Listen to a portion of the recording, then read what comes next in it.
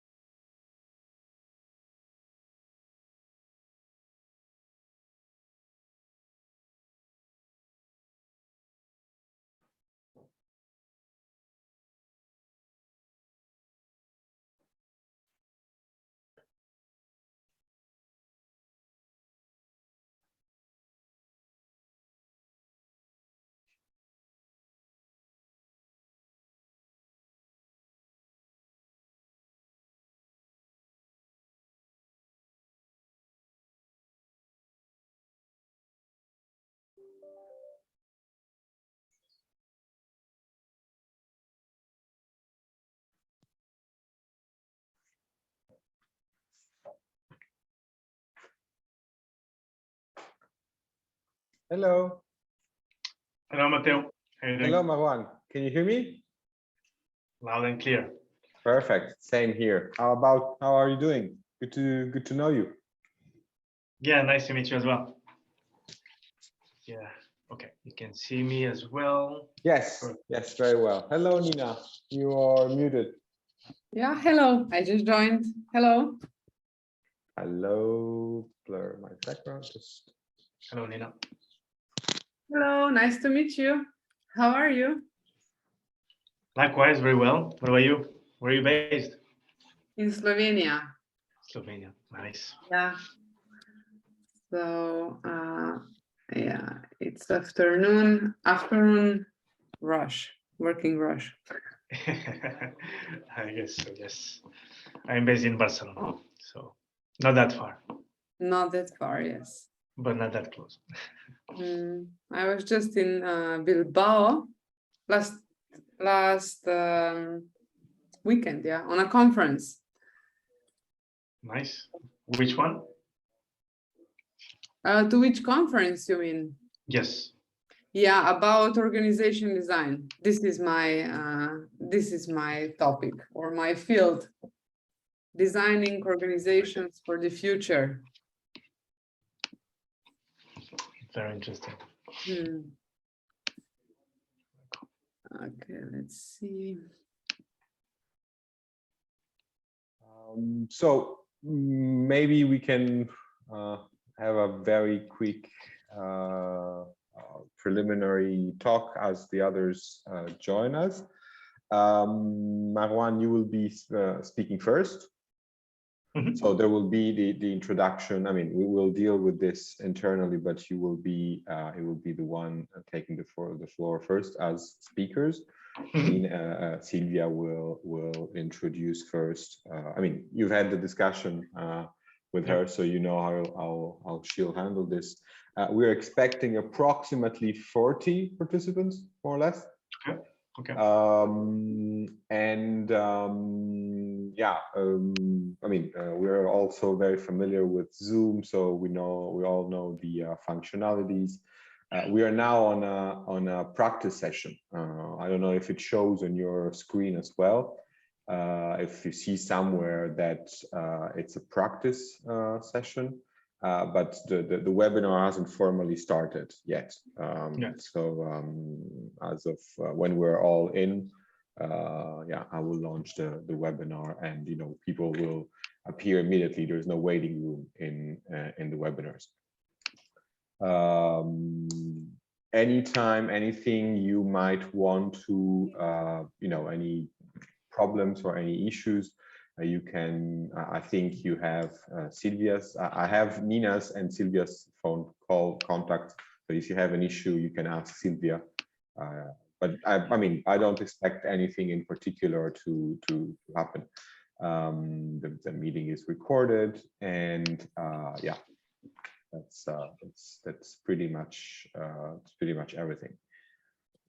Perfect.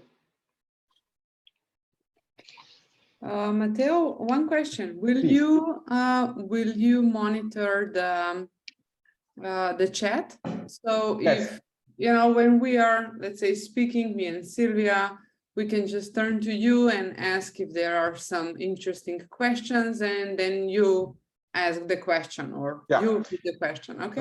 Yeah. I was planning to have, and when Marco and the others join us, I have some housekeeping information or rules to give, and one of them was precisely because we have a long, well, not long, but we have a clear speaking question answer session at the end.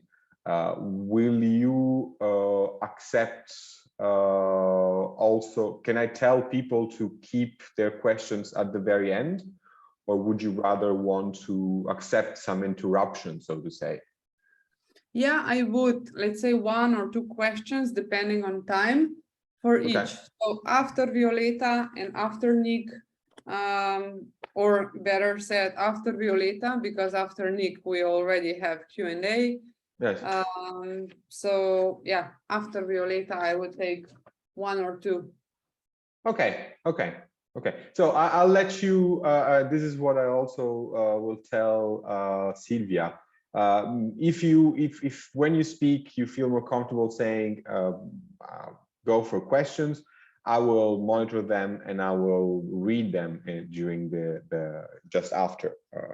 If not, so I hear from you that you would like to. Maybe Sylvia has a different style or a different sensitivity, but yeah, you just tell me live what you prefer, and I will, before you start your speech, your introduction, or explaining when it would happen if it's in the case of Violeta, and I'll deal with that. Yeah, okay.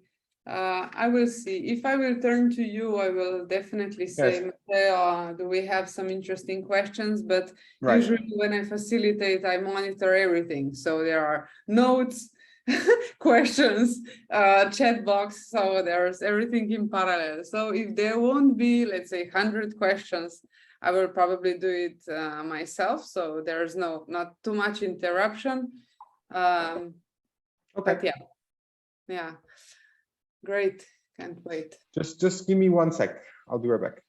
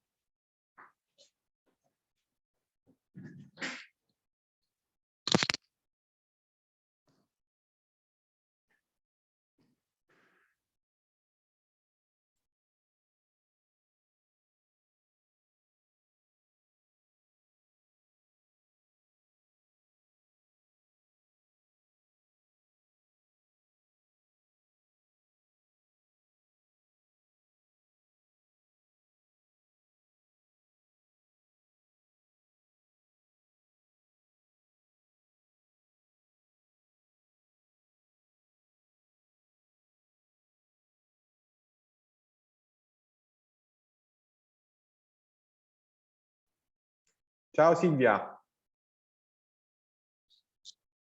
Silvia, do you hear us? Ok, sì. Because Adesso va bene? Your image is frozen. No, now it's catching up. Yes, now it has. Do you see me? Do you hear me? Yes, we do. Okay, fine.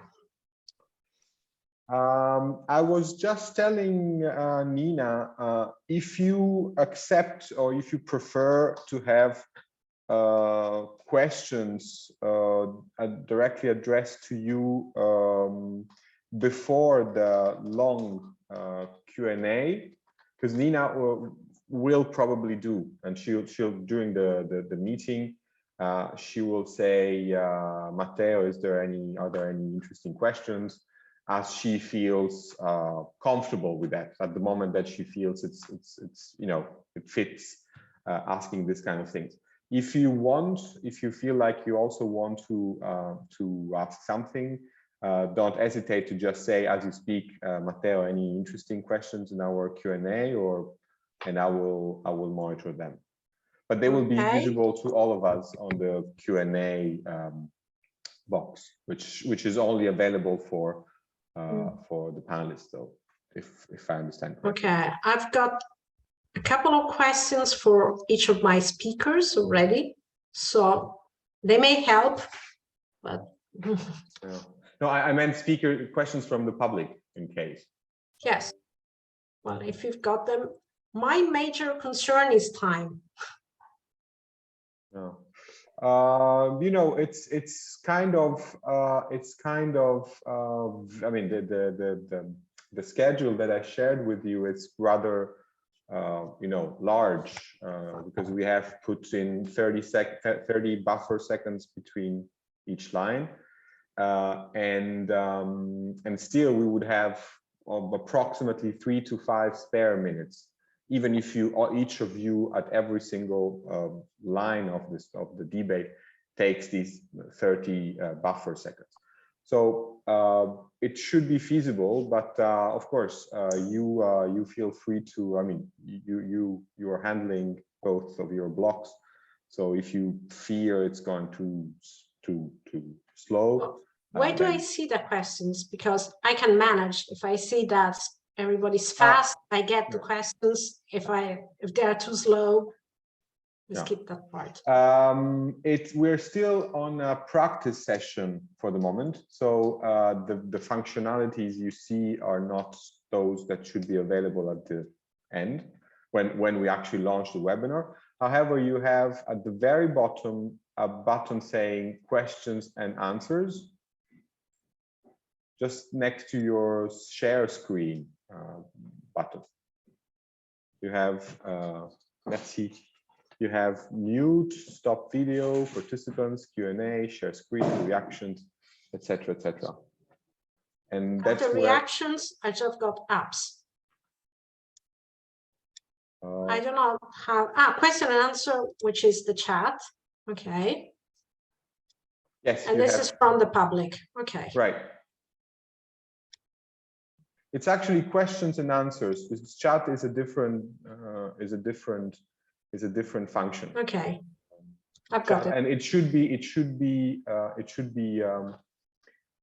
suspended. It shouldn't be allowed.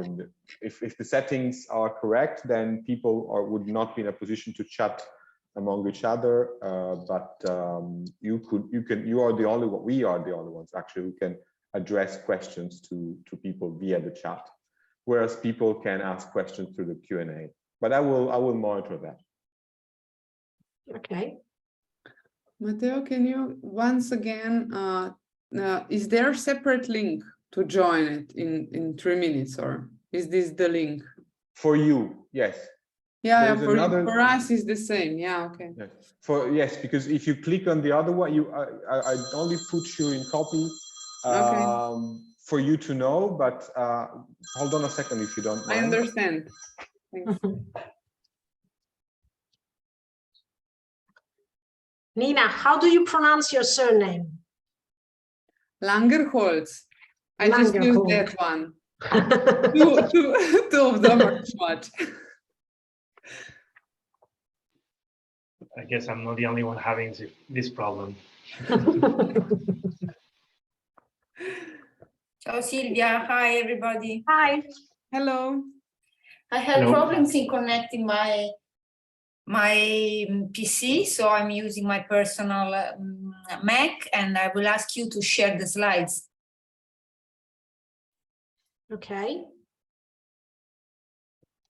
At what time shall I start? Because I can try again with my PC where I can control my slides directly. Around 5.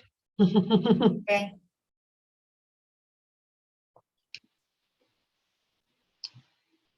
Otherwise, Matteo's got the slides. I can share my slide, right, Silvia? Yes. You know, hello to all of you who have just joined. You all know, I guess, how to operate Zoom. So I have the backup for the slides in case there are any technical problems with your presentation. But I understood that you all prefer to handle them autonomously. So feel free whenever your time comes to do so. Matteo, I'll ask you to share my slides because I had problems in connecting by my professional PC and I'm using my personal one. Okay, so you just tell me when the time comes, please. Just tell me next. Okay. Okay. Can I just check you can all hear me? Wow. Yes, I can hear you well. Hi, Nick. Hey, Nina. Nice to see you. Lovely to meet everyone. Our pleasure. Very nice background. Yes. Well, I'm at a museum today. I'm working with a client, and this is the background that I thought I'd use. Otherwise, it's a bit boring with just a white wall behind me. Very nice. If everybody is ready, and I guess no one else, because Violetta is reaching us later, and Ernesto, he has all the details to connect. So it's 5:30 sharp on my watch. If it's okay for you, then we start the webinar, and the registration started already when you all joined. So in 3, 2, 1, go.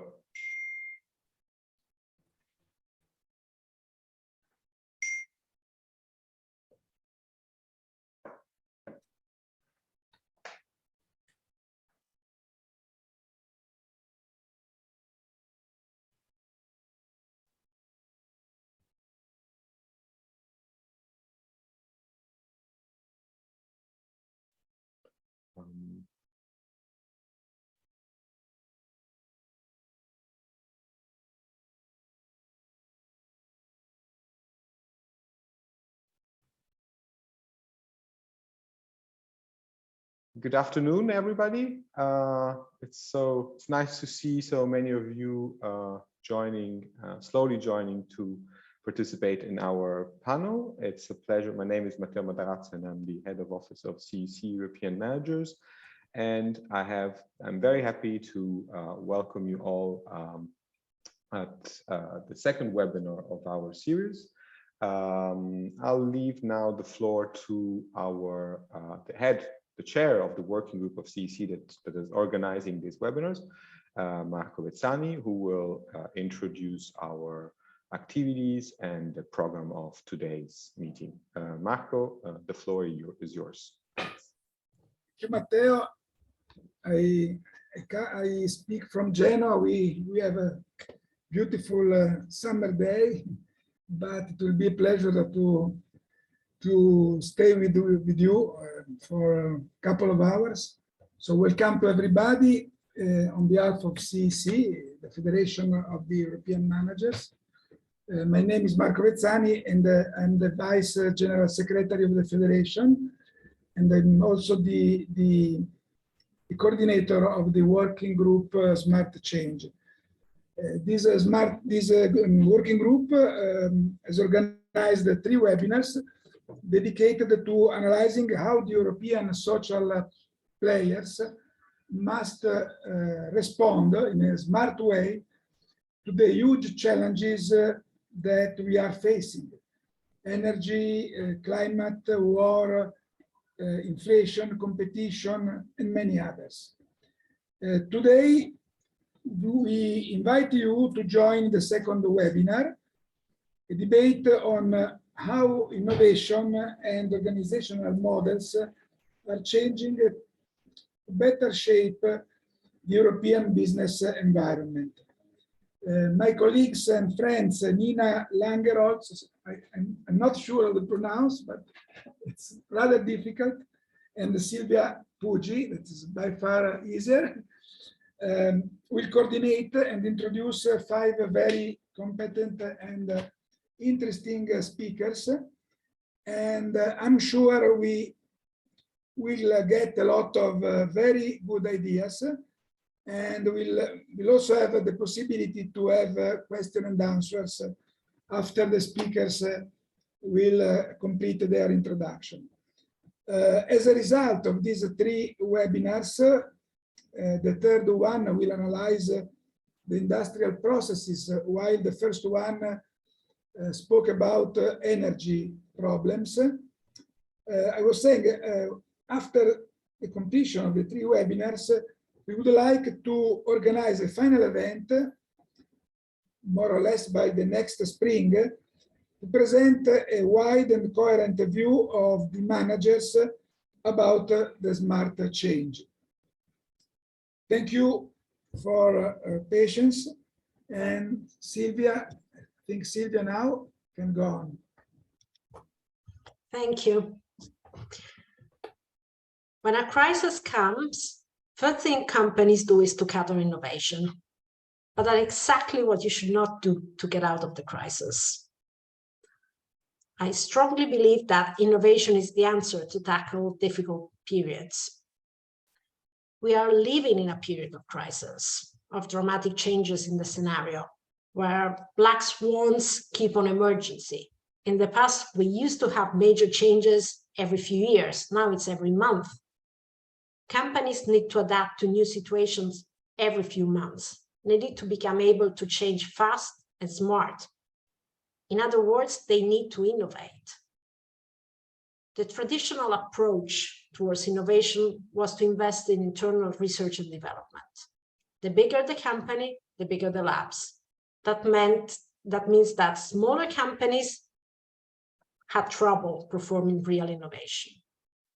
Today, top-performing companies manage innovation with a new approach, an open approach that looks at what's outside them.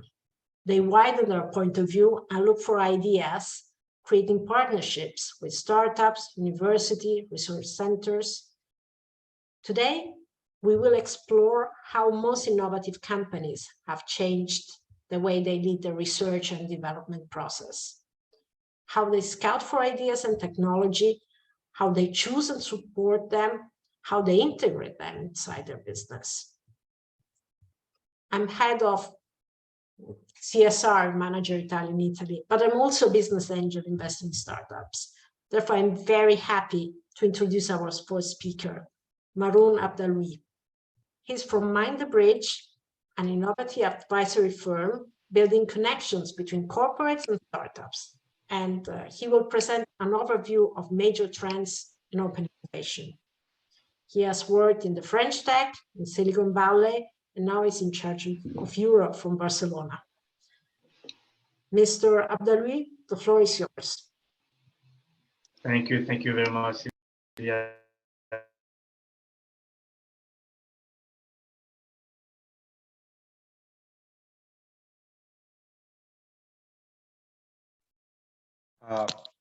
Marwan, I think you're muted.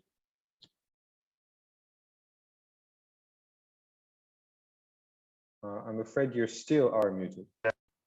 Now you're not. Great. So, Matteo, can you share my deck then? Because I cannot do both things at the same time. I forgot about that with Zoom. In the meantime, I'll start with my my introduction. So again, Sylvia, thank you very much. You touched upon many topics that are exciting for us in terms of when a corporation innovate, large corporation, SMEs, so all very valid topics. Today, I'll do a light introduction of open innovation, the trends, and how corporations leverage the tools to disrupt themselves, which is now it's not anymore something that is like a bonus or something nice to have. It's a must. I'm Marwan Abdaloui again, European Managing Director at Mind the Bridge, and happy again to see that to have this presentation with you. Maybe we can go to the next slide. So who we are at Mind the Bridge. I will take few minutes to present ourselves. Basically, we are very expert in open innovation. We help the whole entrepreneurial ecosystem to grow, which means for us helping startups to grow, corporations to be still relevant in a market that is moving, evolving, but also helping government to create some policy that will enable the startups to grow. We, as activities, we provide open innovation advisory services for large corporations, mainly Fortune 2000 companies. Actually, NL is one of our clients. We also help, as I was mentioning, government to create some policy that will help them to help their startup to grow by creating those accelerator programs or scale-up programs where we help the scale-ups to expand internationally and expand more mainly in the US.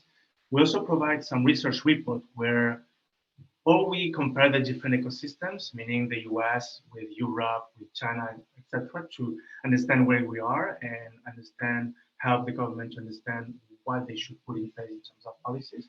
But as well, that helps the large corporation to understand what are the specificities of those ecosystems. And yeah, we've been in this place for 2007. Our founder is Marco Marinucci, and Alberto joined very in 2010, Mind the Bridge, and we have as well evolved a lot. So really, here evolving is part of our DNA. We can go to the next slide.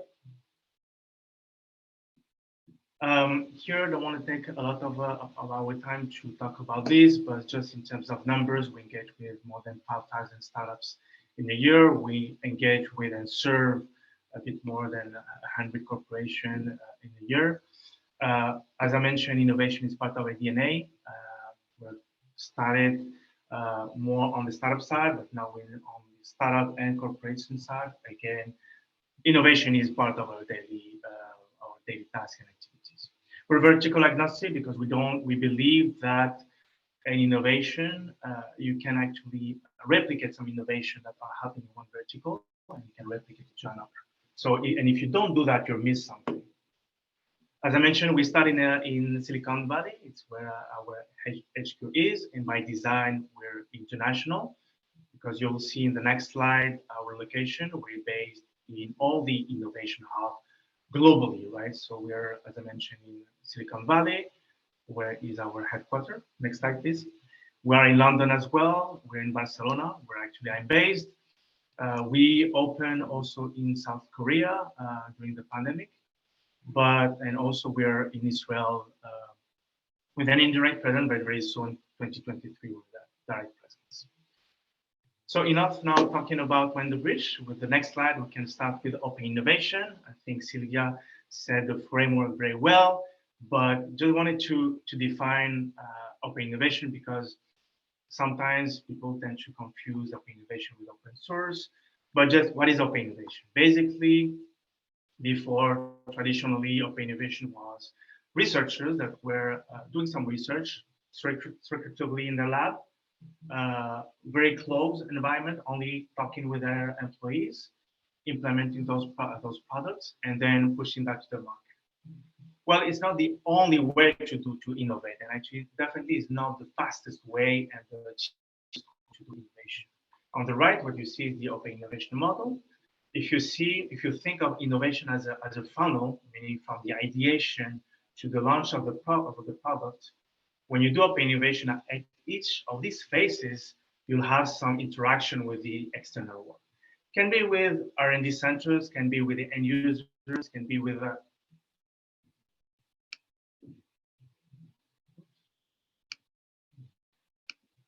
Are you okay? I think I lost the internet. So I was saying, at each of these phases, you will have some interaction with the external world, with end user, R&D centers. But now, the last 10 years, the novelty was the relationship with startups. And actually, for us, open innovation mainly means that, right, the relationship between the startup, the scale-ups, with corporations. We can go to the next slide. All right, so actually, first, open innovation is not a black box, right? What it means here is that we now have a good sense of the different tools that the corporation are using and can use. And we know more or less what the structure and processes that the corporation should put in place so that these tools and initiatives, so that they can be successful, right? So the tools and initiatives are what the external world see. And on the right, the structure and processes is what is happening within the company. And obviously, you need that as a base to be successful. So today, I will talk mainly of the left side of this chart, but I will tell you a few words on the right side. So what do I mean? So in terms of organization, we have, and as a Mind the Bridge, we have the corporation to try to solve and answer those questions. For example, should I have a dedicated open innovation business unit? Should that be should they be linked to R&D, to the chief innovation officer, to the CEO directly? That's part of the organization piece. Now, on the culture part, how do we ensure that our employees are open to welcome that innovation? Because actually innovation can be scary. You need to be open to change. I think I heard earlier change management, right? So that also is part of that. What kind of a process, and here I'm more on the plan and processes, what KPI you put in place so that your employee is incentivized to do innovation and to push for those projects. So you need to have all these kind of settled so that your tools and initiatives, so that they can be successful. Today, I'll go one by one in all the tools and a bit explain what are those tools and what are the trends that we see as managers. So we can go to the next slide, please.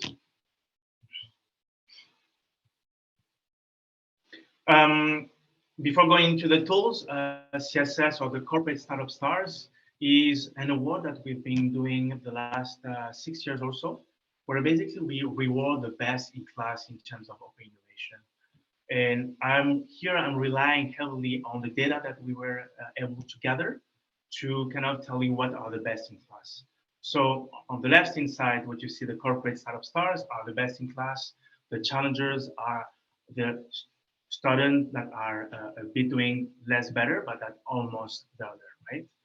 And here, what I want to stress also with that is that basically it's a journey. Open innovation is not something that you'll do and that will stick, in 10 years. What you're putting in place now will evolve in the next 6 months, in the next month, etc.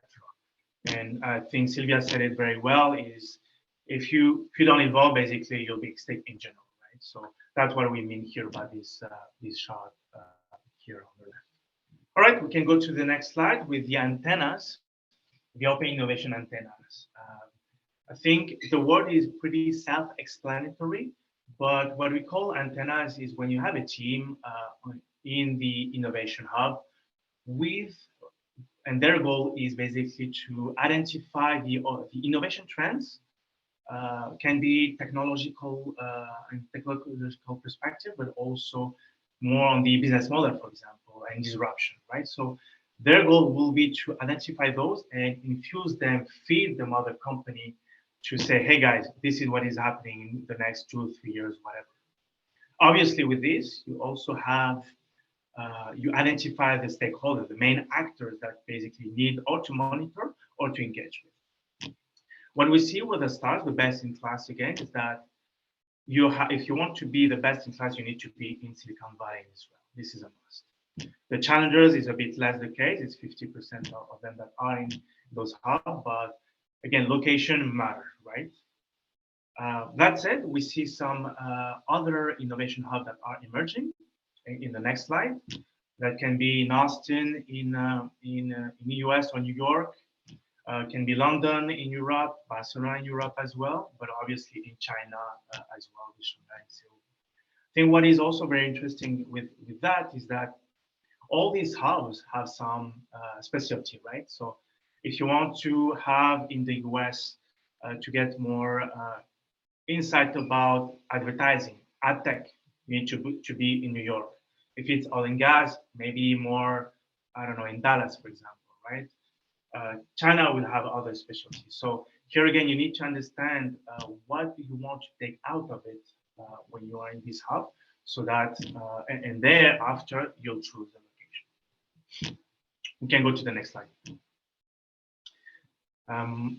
Yeah, entrepreneurship is basically all these programs that try to have some entrepreneurs within the corporation, right? These programs have been there for a while. If we see with this corporate startup stars, actually it's 60% has a program like this one more than 5 years now. However, what we see is that at first they were more focused on HR. Now those programs tend to shift with this goal of, more HR towards deal flow or innovation, right? What I mean by that is they try more to have like really project that you will be able to convert into an actual proof of concept and a real venture that the company will launch. That is linked to the other trend that now more than this is kind of new. Those programs also are linked to or open to external startups.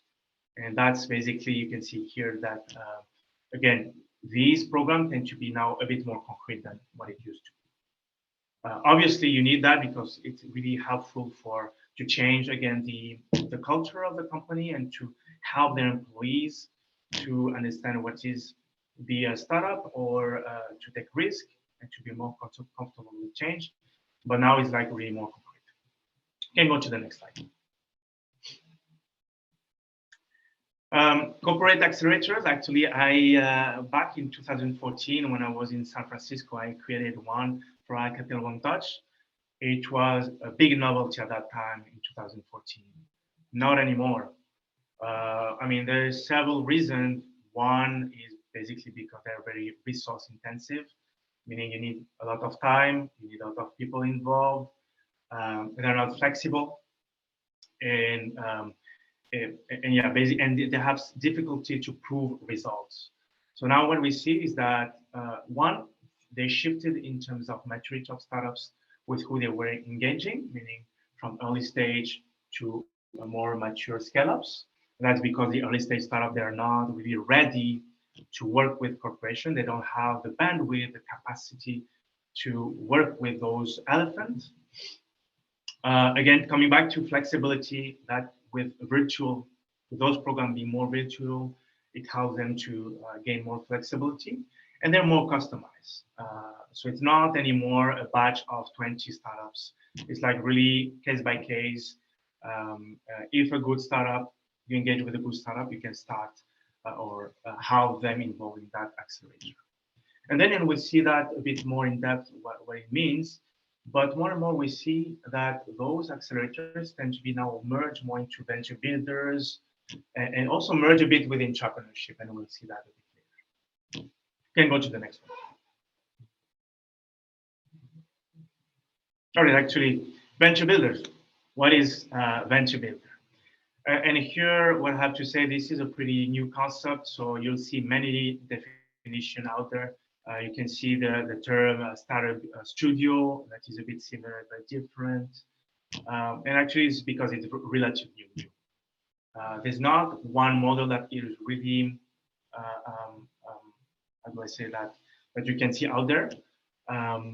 But basically, if I have to define them, it's a program that will try to launch a venture from inside the company and launch it. Can be create a startup, or even launch the startup, launch the venture, sorry. And after 2 or 3 years of being very independent, then re-internalizing it and create a new B. So, and then you have several steps when you can make those decisions. And then also this venture builder, you can, that's where this model is a bit a mix of everything. You can link it to the CVC, the venture capital arm, because to make that happen, some corporation can actually invest in those ventures. So that's why you have a budget of the stars will have 5 to 10 million per year of budget allocated. And then the other thing that we see with the stars is that they tend to focus on quality. Not like the corporate accelerator that we were seeing before, where it was a bit more on quantity. Now here it's quality, 3 to 5 projects per year that are participating in those venture builder programs. Can go to the next one. All right, venture client. It's the most adopted tool by our clients and corporations. What we mean by venture client is basically, you can see another name or term, procurement, but basically it's when the corporate is starting to be the client of the startup. Here, what we see with the star is that basically, if you want to be successful here you need quantity, and by that you need to have also global reach. So you don't, if you are local, then your number will be very narrow, and then maybe the outcome of this program will be as well narrow. Why?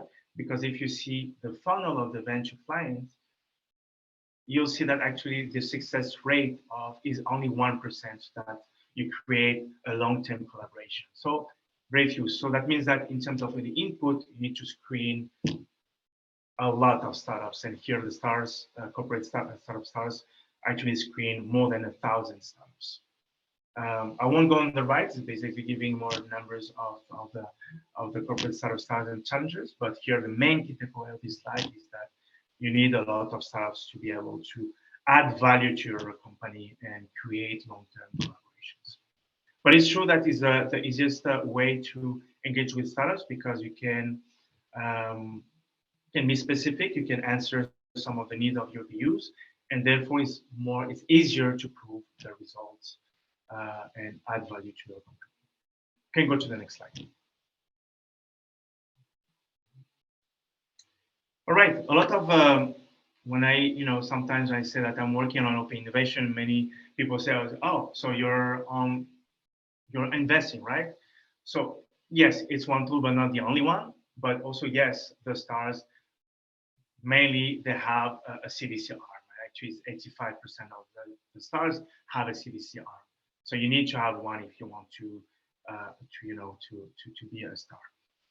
In terms of, to give you a sense of how big the stars are, I mean the CVC initiatives are, you see that the stars actually intend to have, in terms of funding, they actually raise between 200 to 500 million dollars. That's the size of their fund, right? That doesn't mean that they invest this amount in each year, right? But that's the next, the shot that you see at the bottom, that the stars that will invest per year, more or less, between 25 million to 50 million dollars. What we see is that more and more the last 2 years, a lot of CVC were spin out. What it means that they're now independent, right? Why is that? Because some of them realize that they want to, when they are linked to the mother company, then that means they have a bit more constraint, and sometimes it's they're slower, they don't have this independence, and it's a bit more difficult for them to attract talent because they're not able to put in place a salary compensation that is very close to the VC model, and therefore a bit more difficult for them to have those talent again. And then they won't be able to have other LPs, other people, other organizations that will put fund in their fund, right? So here, if they want to be bigger, it will be more difficult for them. And again, here, sometimes it's also about credibility, right? So we've seen that. Let's see if that works. Again, in terms of result, these things, you need to have like 3 to 5 years to see if you're successful or not. So let's see if that works. Maybe in the 2 years, we'll see that this model is changing. You can go to the next one. Next slide. Thank you. And that's the last tool, right? M&A acquisition. What we see is that basically it's a tool that is beside of the Facebook, of the Amazon, Netflix, Google, those companies are using it a lot. They acquire almost 1 company per week, whereas in Europe or the rest of the globe is not really doing that. Only actually 43% of the stars, the corporate startup stars, are leveraging that tool. However, what we see is that the Asian companies are entering that market, that game, and they're acquiring more and more startups. Let's see again how it plays the next year. Can you go to the next slide? And I'm almost finished. I think here what I wanted to show you is an example of this model. And maybe here is a good example of one company that evolved a lot down the years. So again, coming back to evolving, right? So it's not evolving in terms of product, but also evolving how you innovate and how you do open innovation. So Bosch, they launched their CVC arm, their venture capital arm back in 2007. They raised more than 500 million. They divided this fund into 4 funds. They're pretty successful. They had 13 exits. They did 56 investment. So pretty significant kind of CVC arm and VC kind of organization. What I can say is that at first, the way they were structured is that they were mainly doing scouting and for who? For the BU. There's nothing wrong about it. Again, all these tools are complementary, right? It's not about choosing only one. It's about it's about having a portfolio of tools that you can leverage for different things, right? So, but what happens if you're only serving a BU is that you're short-term focus. The BU, it's normal. They're working on how to make money, right? So, and if the VC, their role is to find innovation for this, that means that they're working on their today's need and not their tomorrow's need, or even what are the needs in a month. So the horizon here is pretty short-term, whereas a BU or a CVC should also be focused on mid-term goals and long-term goals. And by the way, they changed the organization. Now they're 27 people, but they have still 5 people with Open Bosch focused on, on doing the scouting and doing the bridge with their BUs and trying to infuse that innovation for them. So it's not only into like short-term, but also mid-term and long-term innovation. And we can go to the next one. I think it's right. Yeah, next. I think we can skip that one.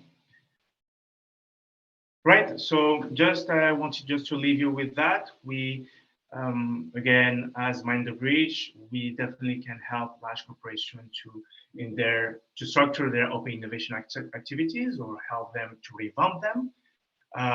This year for us was also a big milestone because also we're evolving. So we're evolving from a purely consulting kind of business model to a product kind of company. We launched this MTB ecosystem platform, which is an AI-based platform that help in the scouting and deal flow help corporation to be more efficient in their deal flow, right? So here the idea is with an AI algorithm to help those companies to meet with the startups that are the best fit with their needs and what they want to do. If they want to invest or being a client of those startups or acquire whatever it is. So if you're interested, more than happy to answer any of your questions. I think the next slide is about our motto, which is evolve or be extinct. I think you've got the point. And again, thanks for your attention, and thanks for the CEC team for inviting me. Thank you, Mr. Abdulli. Now we have to rush to the next speaker. We will see two examples on how to implement an open innovation strategy in highly technology industry and in financial services. At the beginning, I said that innovation is the answer to tackle hard times. Well, Enel is a company that best embraces this approach. They are an energy giant going through transition towards renewable energy in the middle of an energy crisis. You can't ask for a bigger challenge. Our next speaker is Ernesto Chorra, a true believer and guru in innovation. I'm a big fan of yours myself. And he manages a wide network of innovation hubs around the world, working with different ecosystems in the US, Europe, South America, you name it. I visited their hub in Israel, and the quality they're working with and the startups is amazing. Mr. Chorra, the floor is yours. Thanks, Silvia, and thanks all of you for the invitation. We are obliged to innovate, because if we don't innovate, we die. It happened to the companies that had forgotten to innovate. And it happens to ourselves, because every day, every hour, we change. We change ourselves. Every 2 hours, we change the skin of our lips. Every 24 days, we change the wall skin. And every 15 years, we change the 99% of our body cells. The nature teaches us, if we don't change, unfortunately, we die. But unfortunately, the companies are not programmed for change. They are programmed to maintain the status quo. That's why we need the innovability people. We call innovability because it's an innovation aimed at the sustainability. This is not just simply an innovation that is mandatory to survive. And we have innovability people in every business line, in every department, in every function. So we apply and we use innovation to innovate the legal department, to innovate the audit department, to innovate the HR department, because there is not any area of the company that cannot be innovated. And the same urgency we must have in every department. I give you an example. Having these innovability people in the finance department, we have literally invented a new bond at global level. We have invented the SDG-linked bond, that is a bond that links our trajectory to net zero to our bonds. So our trajectory, certified by an independent player, SBTi, has been linked with our bond performance, and we are saving more than 25 basis points because we are more sustainable. This is an innovation. It came from the innovability people working on innovation of the finance department. And thanks to this innovation, we are saving more than 100 million a year in terms of interests. And we have literally invented this disruptive innovation in the sustainable finance. And thanks to this, Innovation Forbes has written a case and has written an article saying, how could it be possible that the Italian company, an energy company, has radically disrupted the financial industry? Now the value of this new asset class is 200 billion at global level. We have raised more than 26 billion thanks to this different way of thinking the finance. I gave you this example because people usually think that innovation comes from the technology. But I think that innovation doesn't come from the technology. It's aimed at a more sustainable company. And it can come from ideas, from new perspectives, new visions, new processes, new products. And also Technology is just an enabler. Technology is a commodity. The passion and the vision of people makes the difference. And their willingness to go beyond the rules, beyond the limits, beyond the current paradigms. Because more you are aware, more you are a leader, more you are a guru of a sector, more you know the rules, less you are creative. Because you are imprisoned in the beautiful jail of your knowledge that unfortunately we must disrupt, emptying our brain, emptying our head, leaving the space to the new, leaving us the chance that we can have innovations, ideas, proposals from outside. Here you can read probably openinnovability.com. This is our crowdsourcing platform. We have collected more than 3,500 ideas. We have implemented more or less 300 ideas from this 3,500. And thanks to the crowd, we share our technological challenges, and startups, independent innovators, research centers, universities can directly disrupt all the value chain of innovation, providing us ideas and proposals being evaluated not by me, but by the right person working in the business area who has launched the challenge and who can pay for the projects. People think that if they talk to me, they can have their projects approved. This is not true. I always say that I am the chief ignorant officer. I know that I don't know. So I cannot take any decision without our experts. But I know that the best people, the most innovative ones, don't work for anyone. They are outside. So we must be humble and mumble, admitting that the best ideas can come from outside and that we must open our heart, our brain, our passion to the ideas that can come from outside. And I can share with you some figures. We have collected more than 21,000 proposals from outside and inside the company, from our employees. And from these 21,000 ideas and proposals, we have implemented more than 1,100 projects involving 600 different players, startups or research centers or big companies, and we have scaled up 250 of them. Thanks to these activities in the last 6 years, we have achieved an incremental value because we measure everything. Incremental value already net of the costs and of the investments of our innovations that we scaled up, an incremental value of 2.1 billion.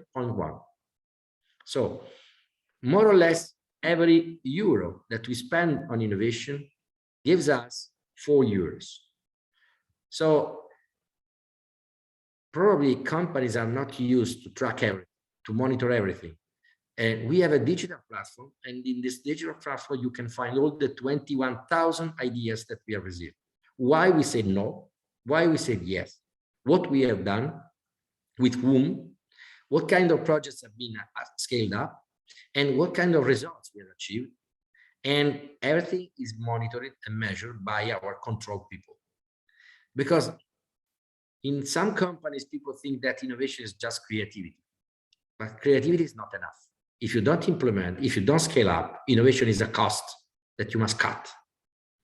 But if you are able to scale up and you're able to achieve results in terms of more revenues, more margins, less costs, a safe environment, people who can work in a safe context.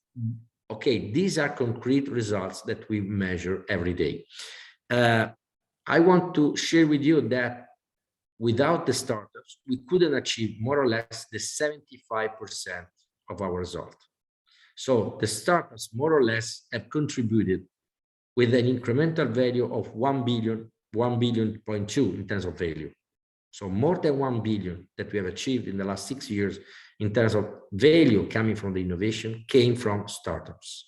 And we have helped them to scale up. There are companies like Nozomi Networks, when they came to us, they more or less didn't exist without revenues. Now, Nozomi Networks is active in 42 countries, having the headquarters in San Francisco and serving also for the cybersecurity, the Pentagon of US. This is just one story. We have hubs looking for startups all around the world. We started in Tel Aviv. We have one in San Francisco, one in Boston, one in Santiago de Chile, one in Madrid. We are going to open a new one in Barcelona next month. And we have digital hubs where we look for startups in Northern Europe, like in France, in Paris, etc. And we have been supported by Mind the Bridge since the starting activity that we had in San Francisco, and we are very, very, very happy for this collaboration. I've seen that there is a colleague from Mind the Bridge here today. But what I want to tell you is that we couldn't do anything without the support of the real Chief Innovation Officer that we have, Chief Innovation and Sustainability Officer.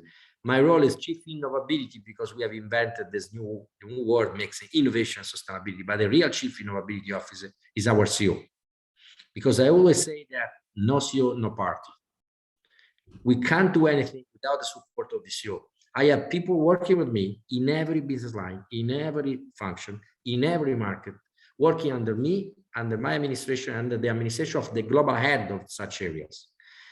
If I find a startup, I have people waiting for startups to be tested because they have in their MBOs that is mandatory to test startups. I have not to knock the door saying, please, can you evaluate the startup, as it happens to other Chief Innovation Officers in other companies. I have also formal structures and formal MBOs assigned to people to test startups and to scale them up and to achieve concrete results that are measured. This is the way, because unfortunately, without the right organization, without the right innovation management, without the right governance, you can't do anything. Even Steve Jobs, without the right governance, couldn't do anything. And we had a lot of innovators in Italy, and they made their own company, being successful. But in big companies, they couldn't do, because without the right governance, they couldn't be listened. And the business people perceive them as someone who bothered them. So the last quote that I use is no team, no party. I couldn't do anything without the support of my colleagues. I repeat, I'm the Chief Ignorant Officer. The best ones are the other ones.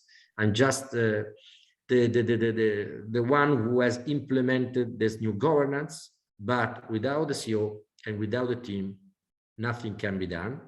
Remaining humble and open to the fact that the best people work outside the company. We must involve them with passion, with happiness, with the right metrics, and with the right willingness to make the world a more sustainable world. Thanks. Thank you. Can I just ask you one question? It's a very fast one. Europe innovation ecosystem is still small compared to Silicon Valley, to Israel, but it's growing. What's your expectation in that regard? I think that if we work in this European ecosystem, trying to imitate, arriving so much late, we will lose. If we want, I give you a concrete example, and people can attack me or criticize me. How can we do the cloud, the European cloud, starting 10 years after, with billions already invested by US companies and having those companies investing billions every year? From my point of view, it's impossible. But on the other side, we have other sectors in which US and or China are definitely losers, are not the champions. I give you the example of renewables. What is the company that today is the leader for renewables in US? It's Enel. It's European. And as it happens with renewables, we can choose other sectors that are so advanced in Europe and not as advanced in United States or in China or in other or in Russia. So we can focus on them and we can try to support innovation of these sectors, not financing the products, but financing the innovation. We are building up the largest plant to produce photovoltaic panels in the whole Europe. And unfortunately, we had already the largest plant, but we are multiplying our production per 15. And to be able to compete against the Chinese ones, because we are investing a lot of money on photovoltaic panels in Europe, but we are giving this money to the Chinese producers. And it's stupid. So why don't we innovate and we beat them using innovation as a core competence? And I want to say publicly thank you to the European Union, because they awarded us with more than 120 million to be invested in our innovation pipeline, aimed at producing photovoltaic panels using heterojunction and perovskite. And Ursula von der Leyen highlighted our plant in Catania as one of the most innovative activity that in the whole Europe is under implementation. This is the story, not because it's Enel, not because it's our sector, but we must focus on the games that we can win, not on the games that will see us as a loser, as a sure loser. Thank you very much. Always inspiring. Thank you. Ciao. Now we will move to a major bank active in many European countries, UniCredit. Francesca Perrone manages the bank's acceleration program, supporting startups and innovative small and medium companies to develop projects to boost innovation. And in doing so, she leverages on the wide database of corporate clients, finding synergies. The floor is yours. Thank you. Thank you and good afternoon, everybody. After the fireworks of Ernesto Chora will be a true challenge for me, but I'll do my best.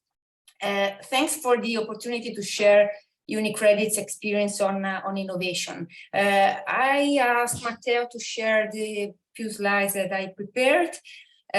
We can go ready to the next one. First of all, why innovation matters for UniCredit. We look at innovation from different angles. We search innovation for ourselves and for our clients. For ourselves, we use and search innovation in order to reinforce the transformation processes on strategic objectives we have. For example, the improvement of customer journeys, the development of new products for a new cluster of clients, of course, optimization processes and cost reductions.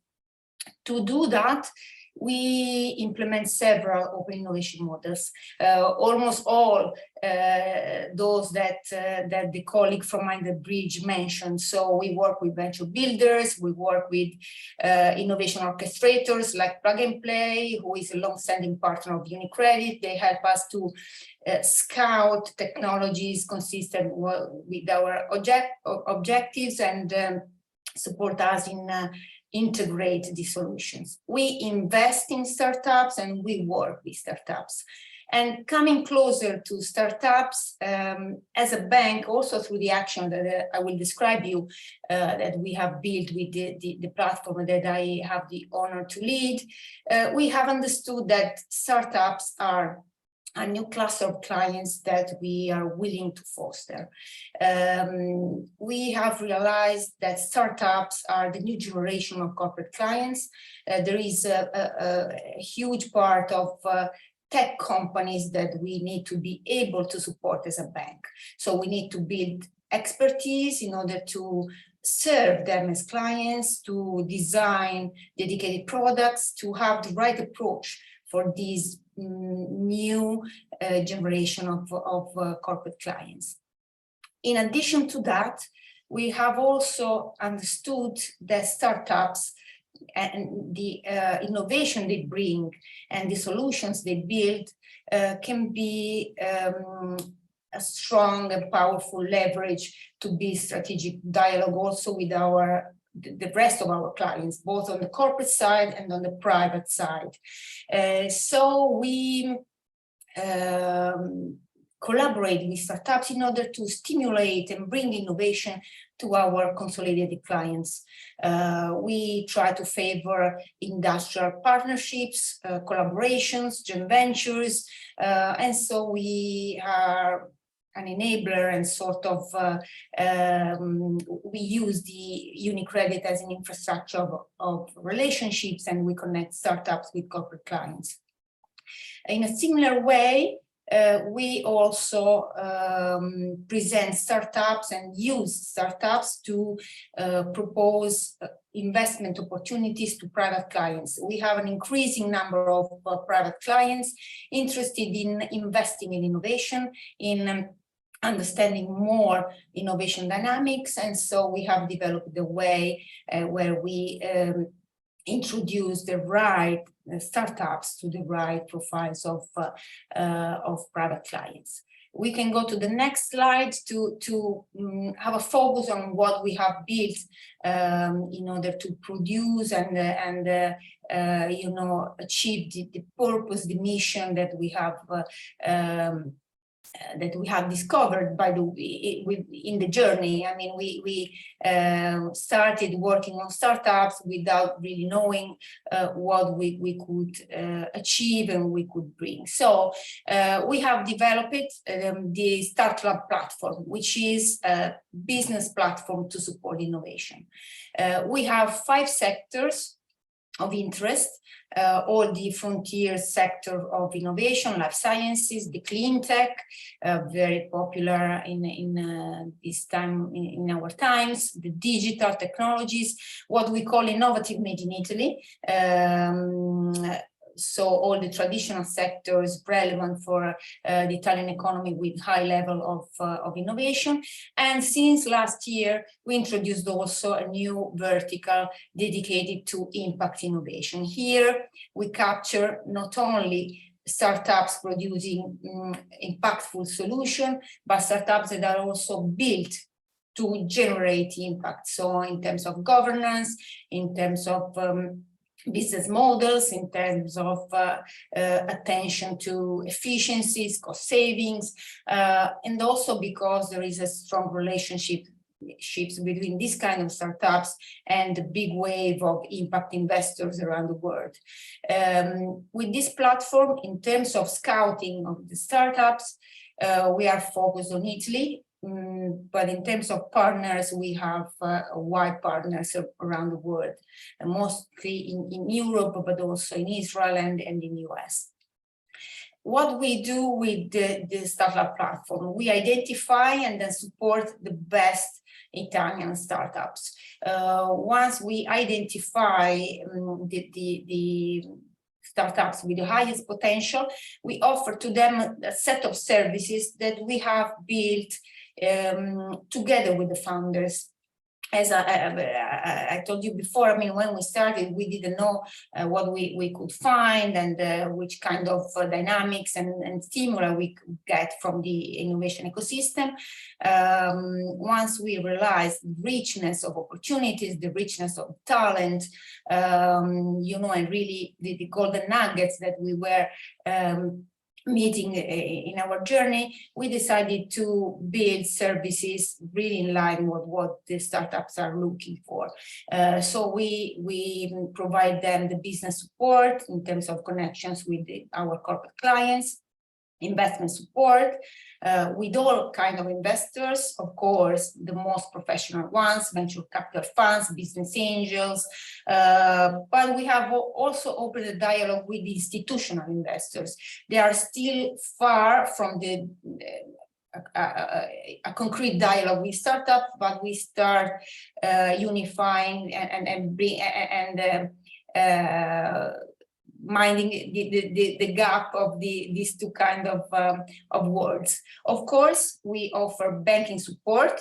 It's not so straightforward for us. I mean, we needed to build the right know-how on that because startups are very young companies. They don't have a history of performance that we can evaluate as a bank, and so we needed really to be creative in order to understand how to support startups, and now we are a leading bank in financing startups.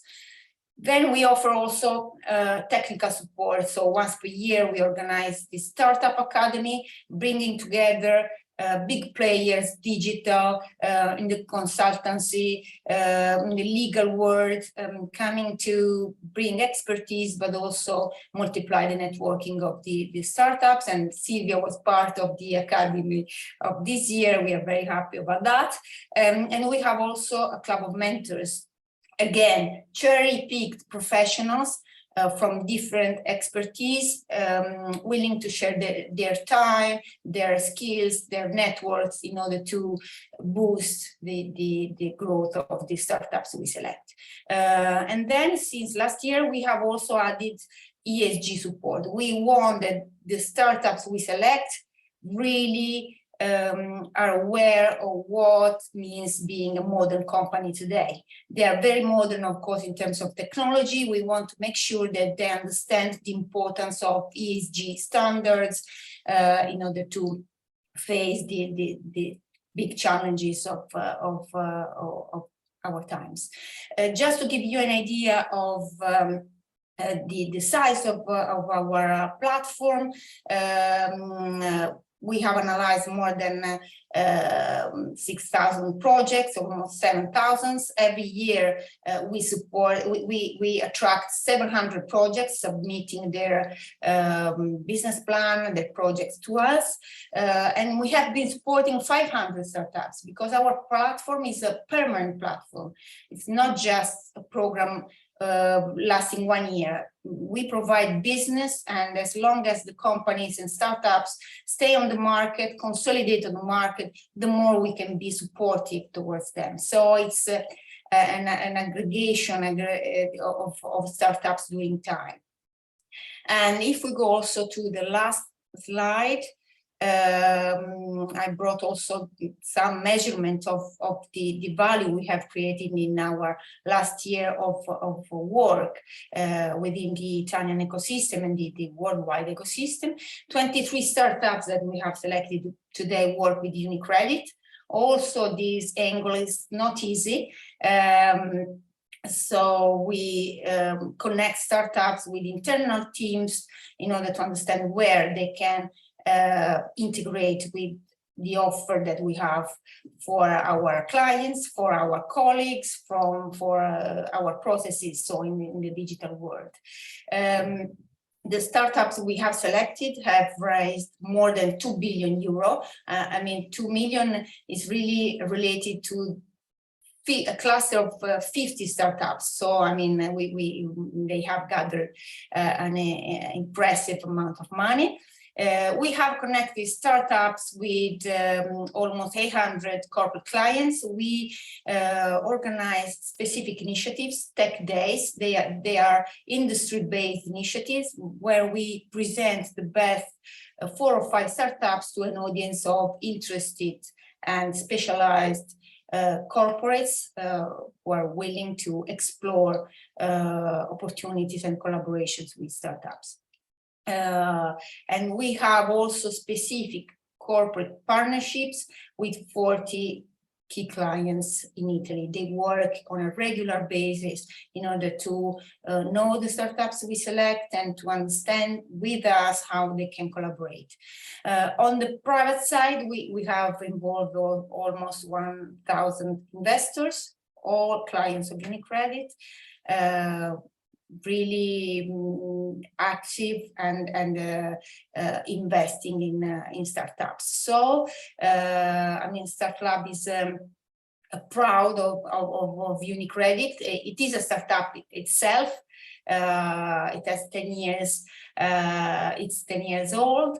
It's an international platform in terms of partners. It's an open platform in terms of collaborations. We have more than 150 partners from universities and VC hubs, tech hubs, and whatever. Really, it's a platform aiming at supporting startups, and through startups also existing corporate and private people, individuals willing to join forces in order to boost innovation. I think that I give you the flavor of what we do. We make all our speaker rush. Sorry for that. We are collecting some questions and we will answer to them all at the very end. We made an exception for Chorra because he had to leave. So keep on writing them and we will answer at the end. Now, so far, we have seen how some top companies have changed the way they pursue innovation and how open innovation has become the new standard of successful companies. There are some key lessons learned today. First of all, no matter how big your company is, you do not do everything by yourself. Going alone will make you miss opportunities. When looking for new ideas, startups are the best place to look at. They offer technologies, solutions, business models. Cooperation between corporates and startups may take different shapes. You can develop a pilot, you can buy a stake, you can create one internally. Working with startups may not be always easy. Different approaches to time, to risk, different KPIs. The main help you can offer a startup is the chance to test and sell their product. You offer them customers. And the main advantage a company can get out of working with a startup is the access to a rich flow of innovation, ideas at a development stage, which is ready to merge inside your business. But there is a but. To let this new approach towards innovation be successful, companies need to adjust. They need to change internally. They need to change their organization, their process, the way they work. And in the next session, we will see how they can actually do it. I therefore leave the floor to Nina, and let's see. Thank you. Thank you, Silvia, for nice introduction. Yes, you are right. So far, we have heard a lot about innovation, and in the following part of the webinar, we will dive into the topics of organizational design and development.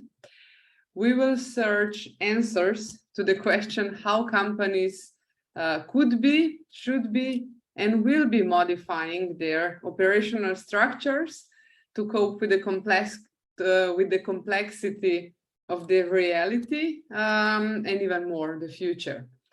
So first, I would like to welcome Ms. Violeta Bulc, curator of Eco-Civilization Movement, former EU Commissioner for Transport and Deputy Prime Minister of the Republic of Slovenia. She's really a well-known entrepreneur, innovator, and also a person with a very curious mind that found her mission in serving humanity on this beautiful planet Earth. Welcome, Violeta. We are really honored that you joined us.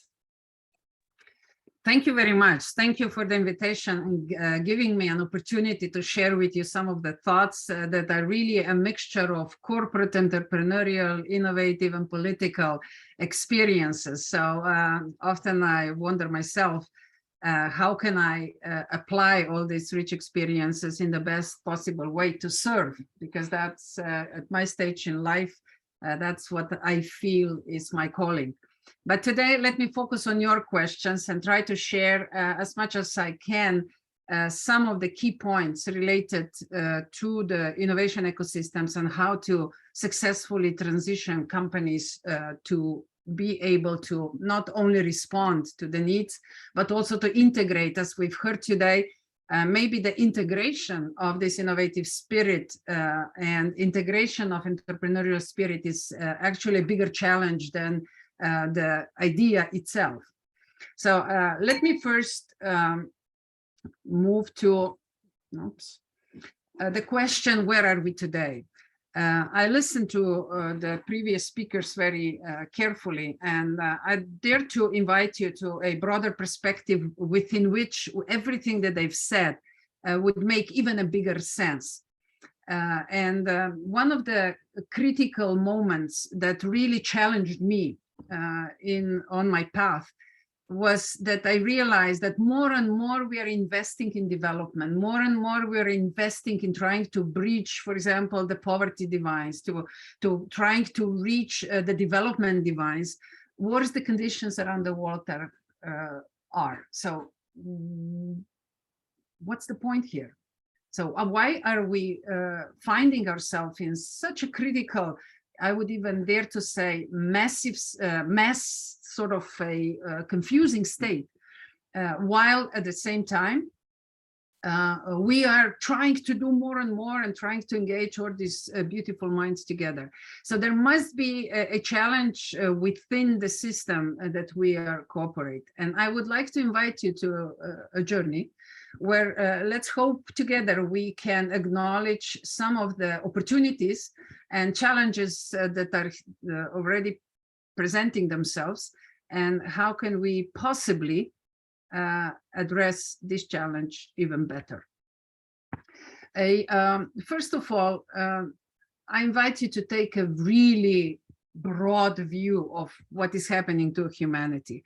And I got very much triggered by the notion of civilizations, because we can see that in Western civilization, we are facing some sort of challenges that are more reminding me of decadency than of development. And when I look back on this planet Earth in the last 50,000 years, there have been enormous amount of civilizations. A lot of them have not even been discovered yet, but all of them have failed. Is the same destiny waiting for us? Or are we any different than people that lived a couple of hundred years ago? And what is our differentiating point? Can we, instead of failing and falling down and disappearing as yet another civilization on the pile of the history, can we reinvent ourselves? And actually, with the level of consciousness that is today present, with all the technologies that we have that allow us to process these enormous amounts of information that are available around the world and see a bigger picture that we used to see so far. Are we smarter in that respect? Are we wiser in that respect?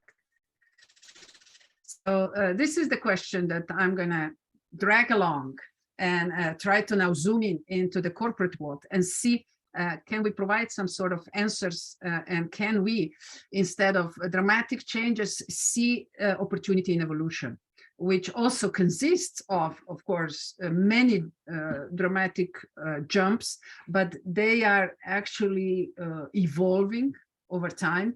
And when there is a right concentration of new awareness and new consciousness, they jump into something new, into a new level of civilization. This development is never linear, and companies probably could learn a lot from a social transformation and evolution, and the evolution of the planet, more than they would actually imagine. One thing is clear, that successful systems, even today and in the past, have some sort of similarities. One is, of course, that they were born and they evolved in favorable conditions. Favorable conditions don't necessarily mean that they are nice. They could be very challenging, but favorable conditions for making a step forward, for taking the right decision. The common thing is that this was always accompanied with innovative mindset, with innovative thinking. And in all occasions, historical or sectorial or regional, leaders played an important role. But as we're going to see, the concept of leadership has evolved and transformed as well. So first of all, I'd like to challenge you with the possibility that a new paradigm is emerging. And something new, but I would argue that human awareness and consciousness, human capacity to comprehend, has evolved to the point that all of a sudden we are willing to acknowledge that the nature around us and the planet Earth and the entire cosmic constellation is really a very dynamic space that cannot be boxed in the fixed structures as we have evolved over the last 300 years, where we pushed for the industrial revolutions. Industrial revolutions somehow started to narrow human mind and started to box in human capacity to the point that it seems like we want to become technology itself. So instead of using technology as a tool, it seems like it's becoming a goal, and that could be a devastating step for the humanity as a whole. So what I'm inviting us into is that we really acknowledge the presence of these dynamic systems, which we often see being named like VUCA or RUPT principles, meaning that the systems around us, the natural ecosystems, are volatile, uncertain, complex, and ambiguous. And let's ask ourselves, are our organizations adjusted to this? Can we respond with the confidence to volatile, uncertain, complex, and ambiguous conditions? We were trying to squeeze nature in this simple-minded box, but it doesn't work that way. And we are reaching, as the donut concept is teaching us in the sustainability theory, we are reaching the capacity of the planet itself. So now we don't have more options to keep exploring and exploring and exploring, otherwise we'll destroy ourselves. So we have to start thinking inwardly and try to cope with the natural ecosystems, with the conditions within which civilizations, humanity, businesses have evolved in the essence, which is VUCA principles first, and RUP principles that are part of these natural ecosystems. So things happen rapid, they happen in a very unpredictable manner. In a way, they appear to us humans as paradoxical and tangled. And again, I will ask, are our businesses readjusted to that? Do we know how to cope with that? Or are we going to continue ignore it, and we will continue to push humanity into the boxes to end up in sort of transhumanizational concept of life? I think we deserve more, and we are capable of more. So the other element of this new paradigm is the message comes through the experience that I'd like to share with you, is that it will be of essential for our civilization and all organizations that coexist and evolve within it to develop collective intelligence which allows individuals to flourish at her and his full potential. This is something that throughout the history of humankind, we experienced in different political models, socialism, capitalism, dictatorship, royal structures. And I hope we can learn from the past that neither a full collective nor full individualistic societies can survive.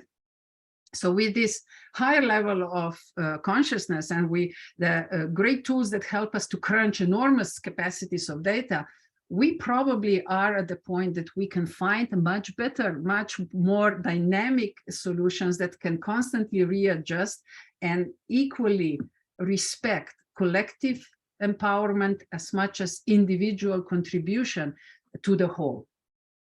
So that's why I'm inviting us all that we stop ignoring the history. We stop thinking that we are by far the smartest and the best generation ever lived on the planet Earth, but we acknowledge our competences and the new things that we brought to this society, but reach back and also integrate cross-civilizational knowledge and awareness and build new models of our coexistence in the future together based on these historical wisdoms and with our own intellectual and social and emotional and spiritual and physical capacity that we have in order to actually not really transition, but I would rather say that we reinvent ourselves and be able to coexist for many more hundreds and thousands of years on this incredible planet Earth. What does that mean for the business environment per se? Throughout my 14 years of extensive work as a consultant for building innovation ecosystems in communities and local and corporate environments, I got a very deep insight in how the structures and organization work. And because I was always in love with the systems and I consider them as beings on its own, with their own history, present and future, with their own characteristics that are usually hidden in the walls and hallways, I started to develop a model that shows the evolution of business systems in the perspective of different elements that defined organization. I made a model of 36 characteristics. I'm not gonna bother you with that, but if anybody is interested, this file will be shared and there is access to a free floating book that explains all of them in the details. But I will focus here now more on elements of relationship with people and the elements that generate value, and try to bring innovation in the concept of the evolution of systems, and also relate well to everything that previous speakers have mentioned, but put that in the framework of system evolution, of organizational evolution, and will make even more sense, I hope.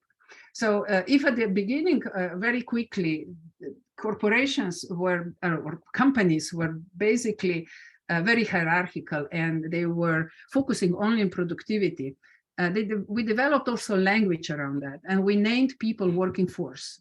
This was something that was treated almost like technology. We know in what kind of conditions the working class have evolved.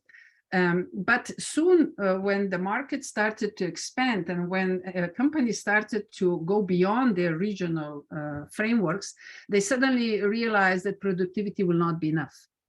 So they had to focus on something more in order to generate value for stakeholders, the owners, and quality started to appear as the next value creation factor. And because the quality, in order to improve the quality, you needed to add knowledge. We also changed the attitude towards people. We started to respect them more. We flattened the organizations to get more information from different sources. On suggestions, system of constant improvement got developed, and the language got changed into human resources. So humans started to be treated as a resource that can be exploited, but is absolutely necessary along with the energy and raw materials in order to run a company successfully, and you need to take care of it a little bit with greater respect than before. But even that was not enough. Soon, differentiation on the market didn't depend on the quality factors anymore, but the market constantly started to demand diversity. And the only new value creation that could deliver diversity was innovation.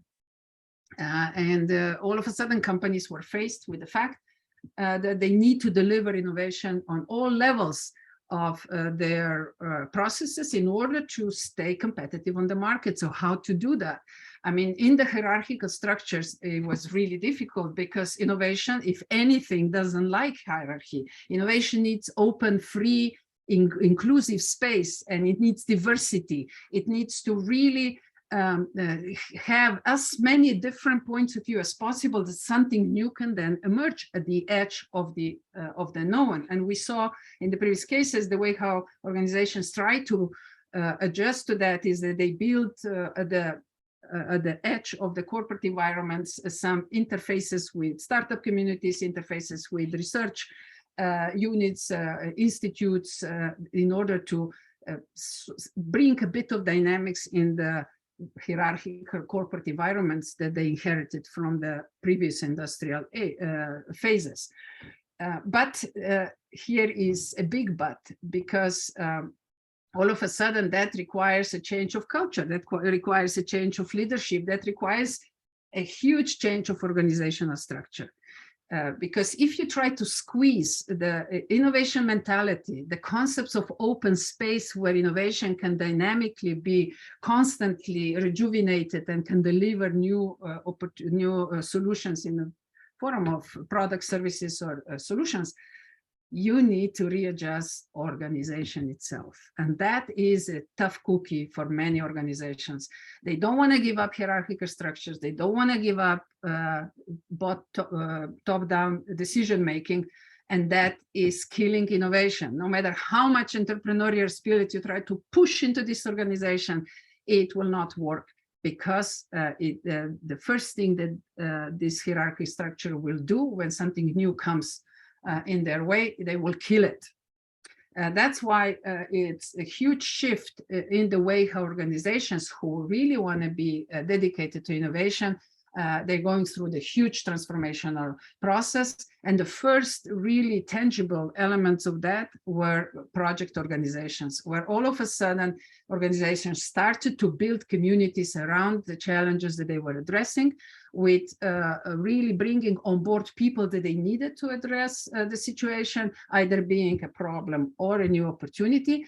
And through a different type of organizational intertwining projects with that they created together with the startups, with the research institutes, and of course the whole regulatory system had to readjust as well, because in the past they could not fund such organizations. They couldn't give them a right support. That's why even European Union had to go through the dramatic reshape of their structures and make steps towards the open innovation.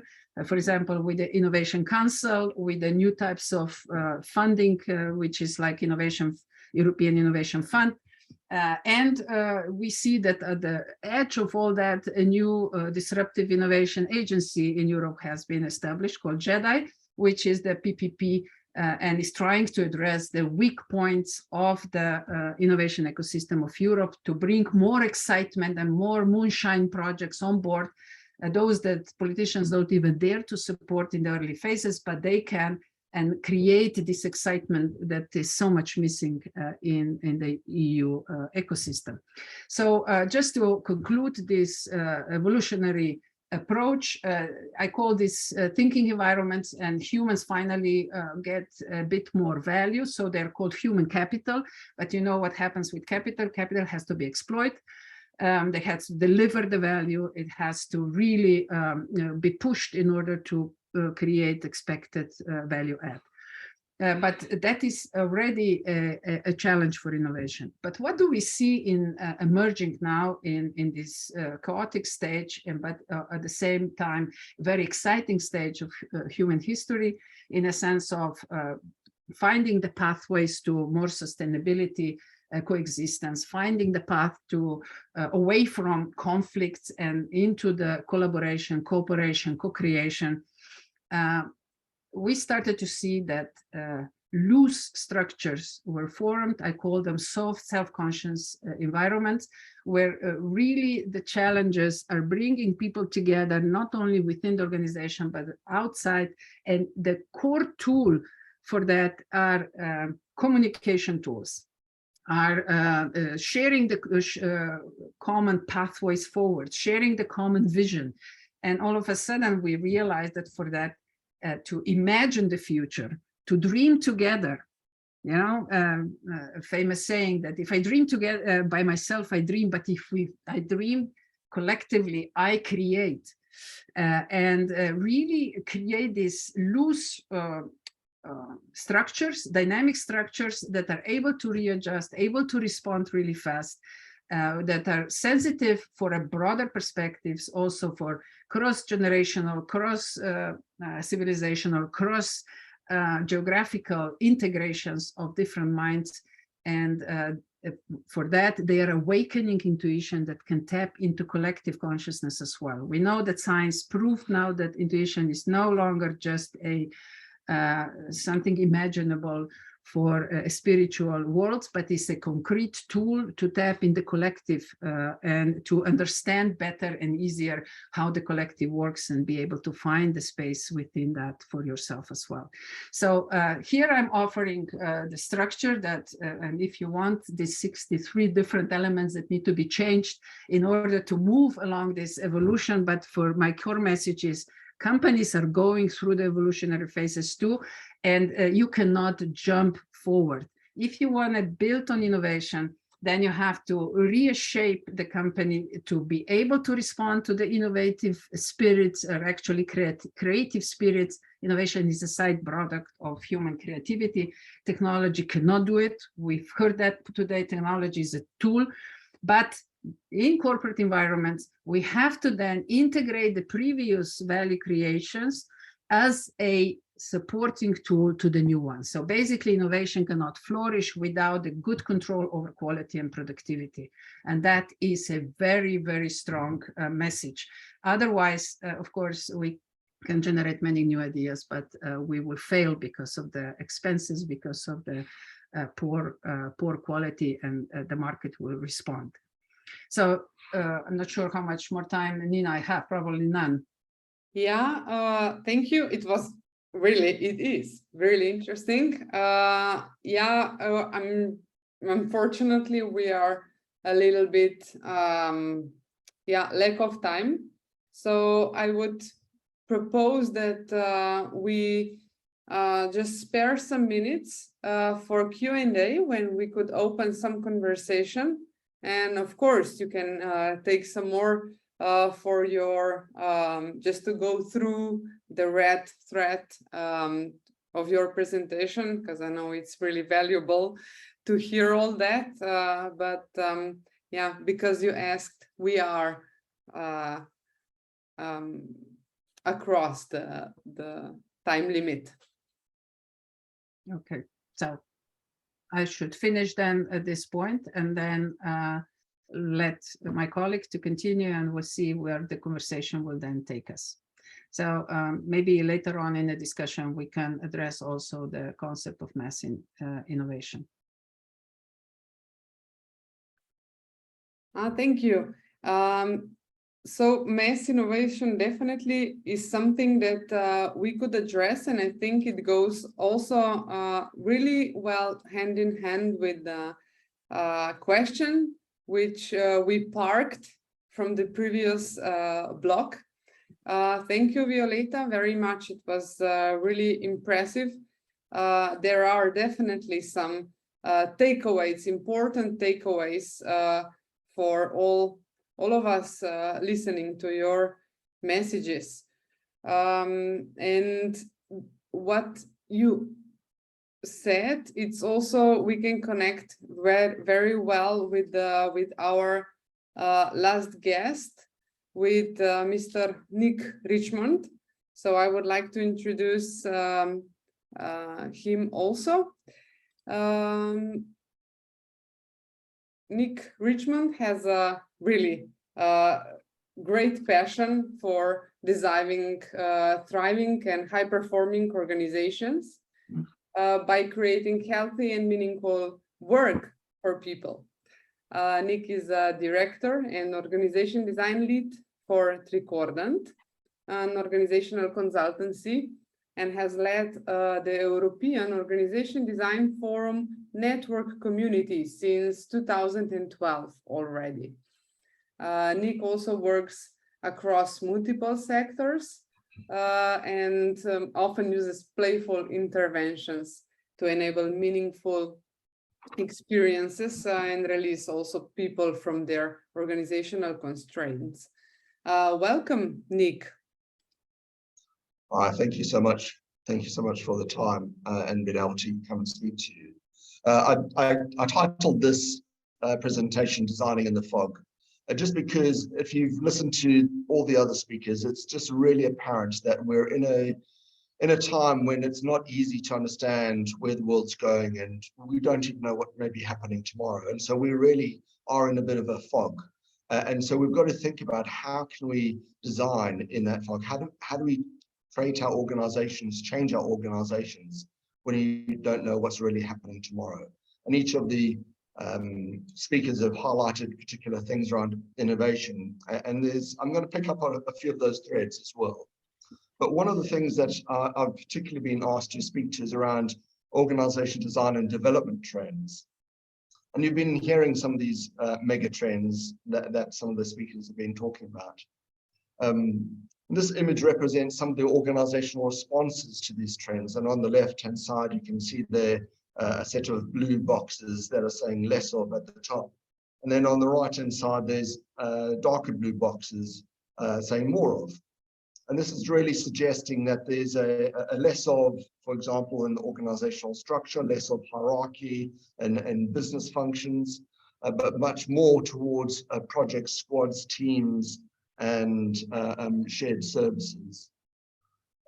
And so on all the way down. But overall, you'll note that it becomes much less about structure, much less about power, control, and hierarchy, and much more about meaningful work, autonomy, agility, customer centricity, and empowerment to enable an organization to thrive within a dynamic environment. And I think Violetta said something very similar to that only a few minutes ago. And the quote on the right-hand side there says, it's a David Snowden quote. It really resonates with what Ernesto said before about not trying to copy others. So Dave Snowden says the next generation of organizations will be made by developing contextually unique solutions to emerge and adapt based on a coherent whole. And that really means that the days of best practice and copying the competition are over, and every organization really needs to understand its own environment and how to organize itself for that environment. That brings me to a point about tricordant and what we really like to do, because we recognize that poorly organized work damages people, harms the environment, and is bad for business too. And so there's a real mandate on leaders, on yourselves, to think about how do we create an organization that is good for our people, that is good for business, and is good for the environment. And that's a bit about what I want to highlight in this case study that I'm going to be speaking about. So this is a piece of work that I did a little while ago as a digital real estate organization. And if you know anything about what's going on in the real estate market across Europe, there's massive disruption going on, moving from paper catalogs to digital platforms. And of course, with the uncertainty in the market driven by the war in Ukraine, the cost of living crisis, inflation is really impacting the real estate market. And there's a real recognition for the need for rapid innovation and evolution to really make a dent in the world, as Steve Jobs would say. So venture capitalist investor came along and thought about creating a company with a group structure of acquired companies below that.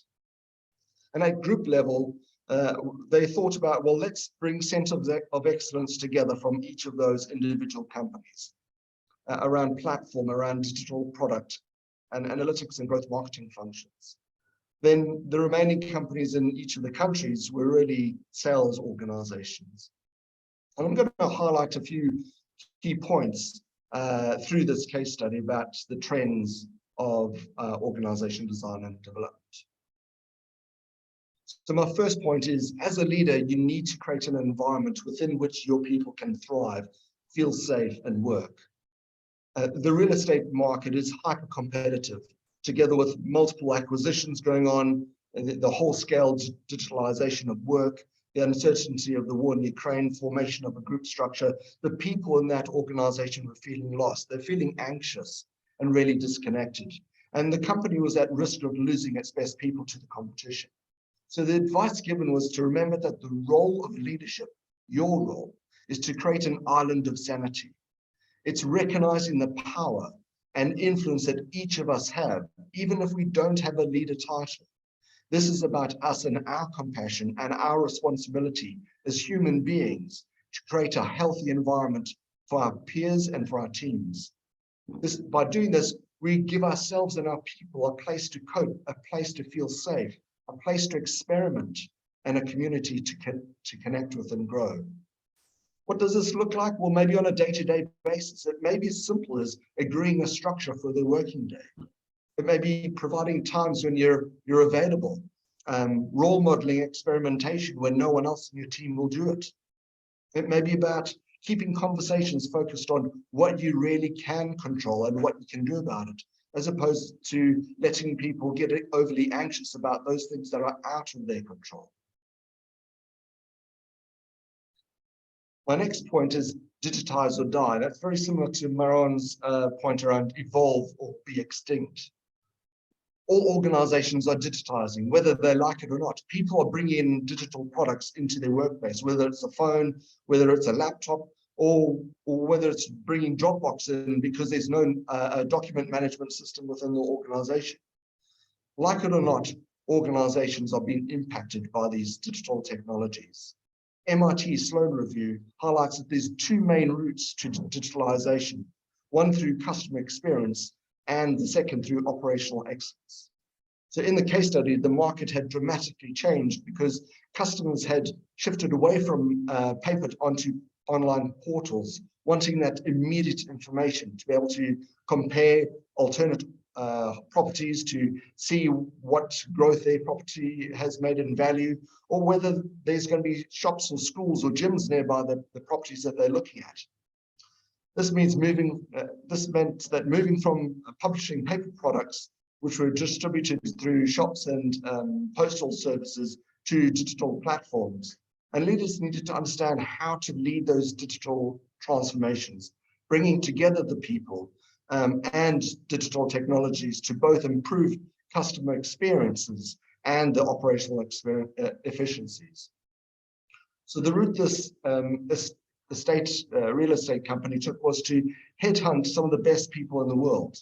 And these leaders were able to keep a customer focus while driving for great operational efficiencies. This meant managed divestment from existing paper publications and an intensive focus on testing, building and scaling the digital products and platforms based on customer needs to drive operational efficiencies. However, digitizing isn't enough.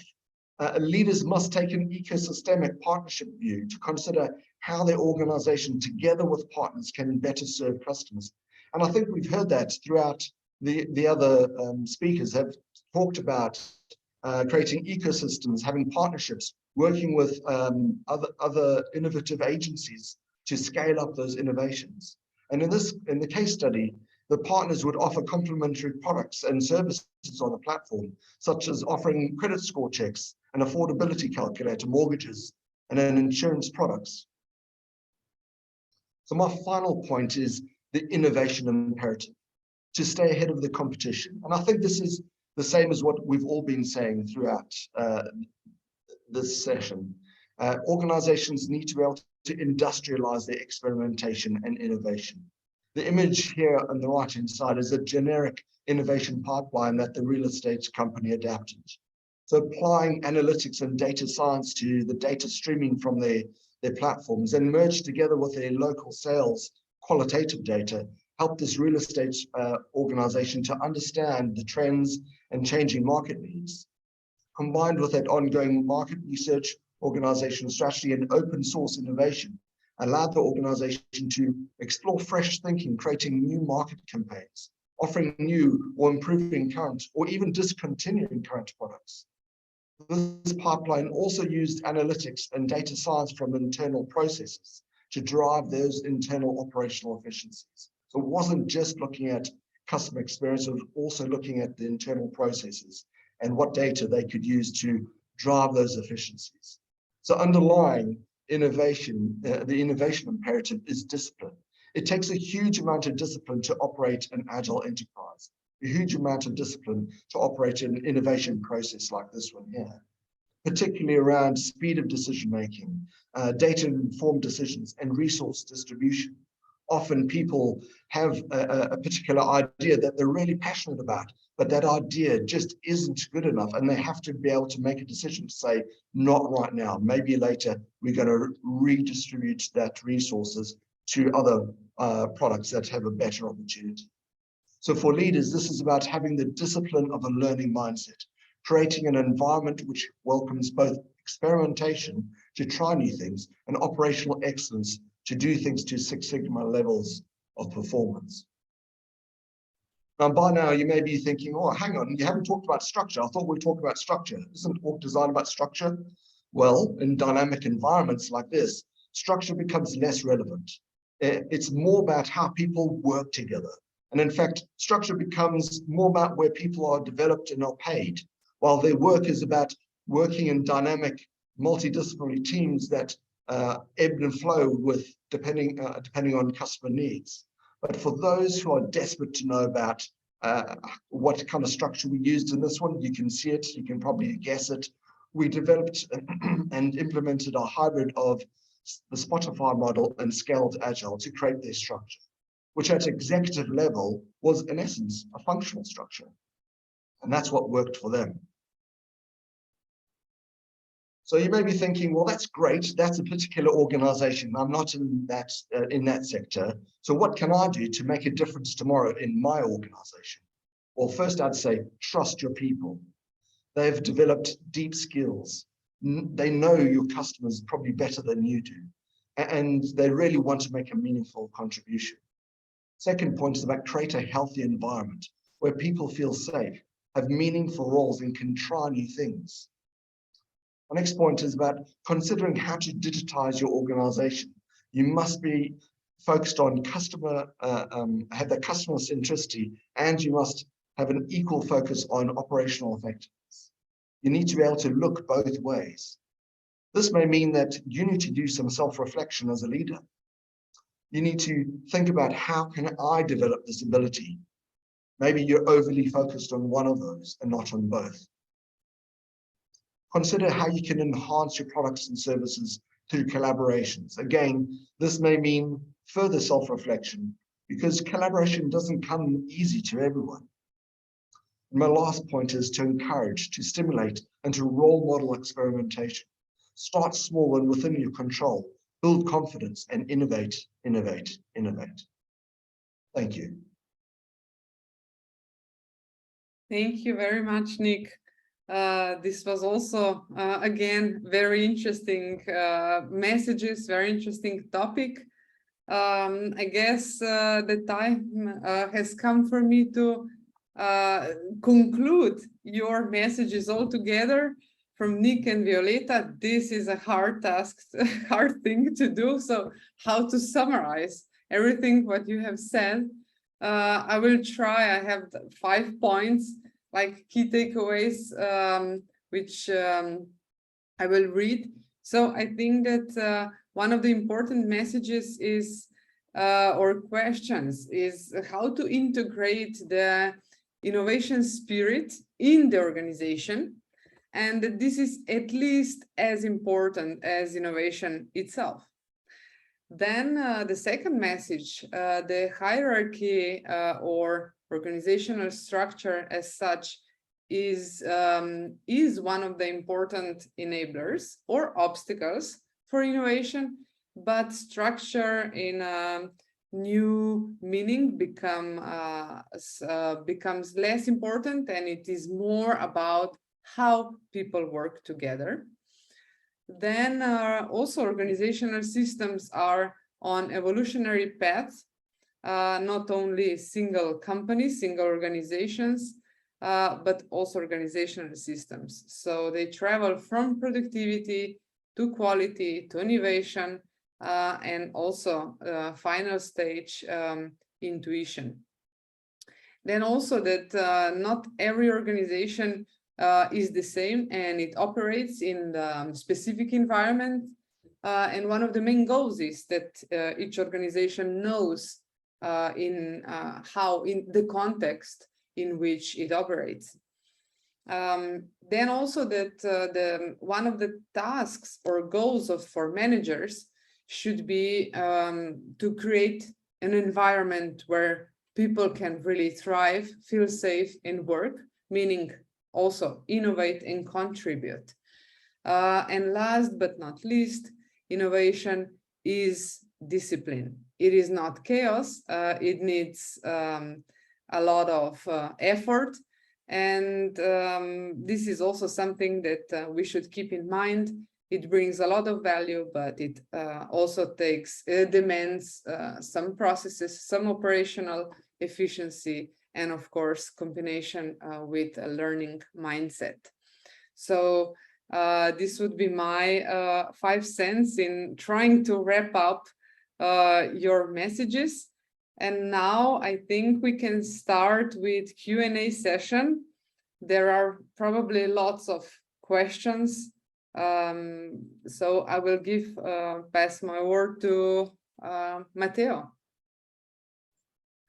Yes, thank you very much, Nina. Thank you all. It's been very, very enlightening. I will report first on the question we received earlier. It was addressed, I guess, to it fits rather the first block. It was Mr. Del Vecchio, Franco, who was bringing up more than a question, an observation, actually.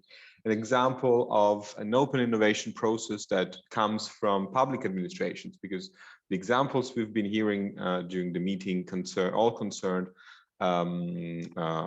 private companies, but also public authorities, public administrations are doing something.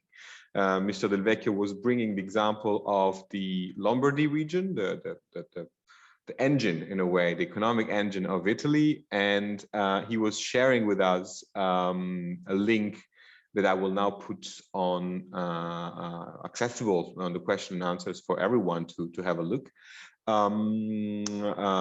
concerning and explaining what the region Lombardy is doing in terms of open innovation, how it is dealing with this, and how it is implementing it in its structure. I would start probably also with, if I may break the ice in a way, something that just a comment, a funny one, based on something that Nick was saying. I took note of this sentence. You said the era of best practice is over. And I just had the impression, I just figured myself repeating this in the Brussels environment, where 90% of what is done is about precisely distributing and discussing best practices. So you know, if the word spreads in Brussels, then the activity in Brussels in the EU bubble is going to quickly to dry up. But there was also something about, and it's not necessarily a question, but it's more of a reflection about something that we are witnessing happening in the employment market, and therefore that is reflecting on the way companies have to structure themselves to face it, and it's the increasing unsatisfaction of people working for the work they provide. You know, it takes different names. Some people call it, and has different forms. Some people call it quiet quitting, people who no longer feel implied and just perform their tasks, people who take the further step further and actually quit their job because they resign to find something better and something more fulfilling in their life. So how do you think the organizational design dimension can contribute to, in a way, find solutions to this phenomenon, to this societal phenomenon that we are witnessing more and more in companies of all sorts? Thank you. I'll just check who you addressed the question to.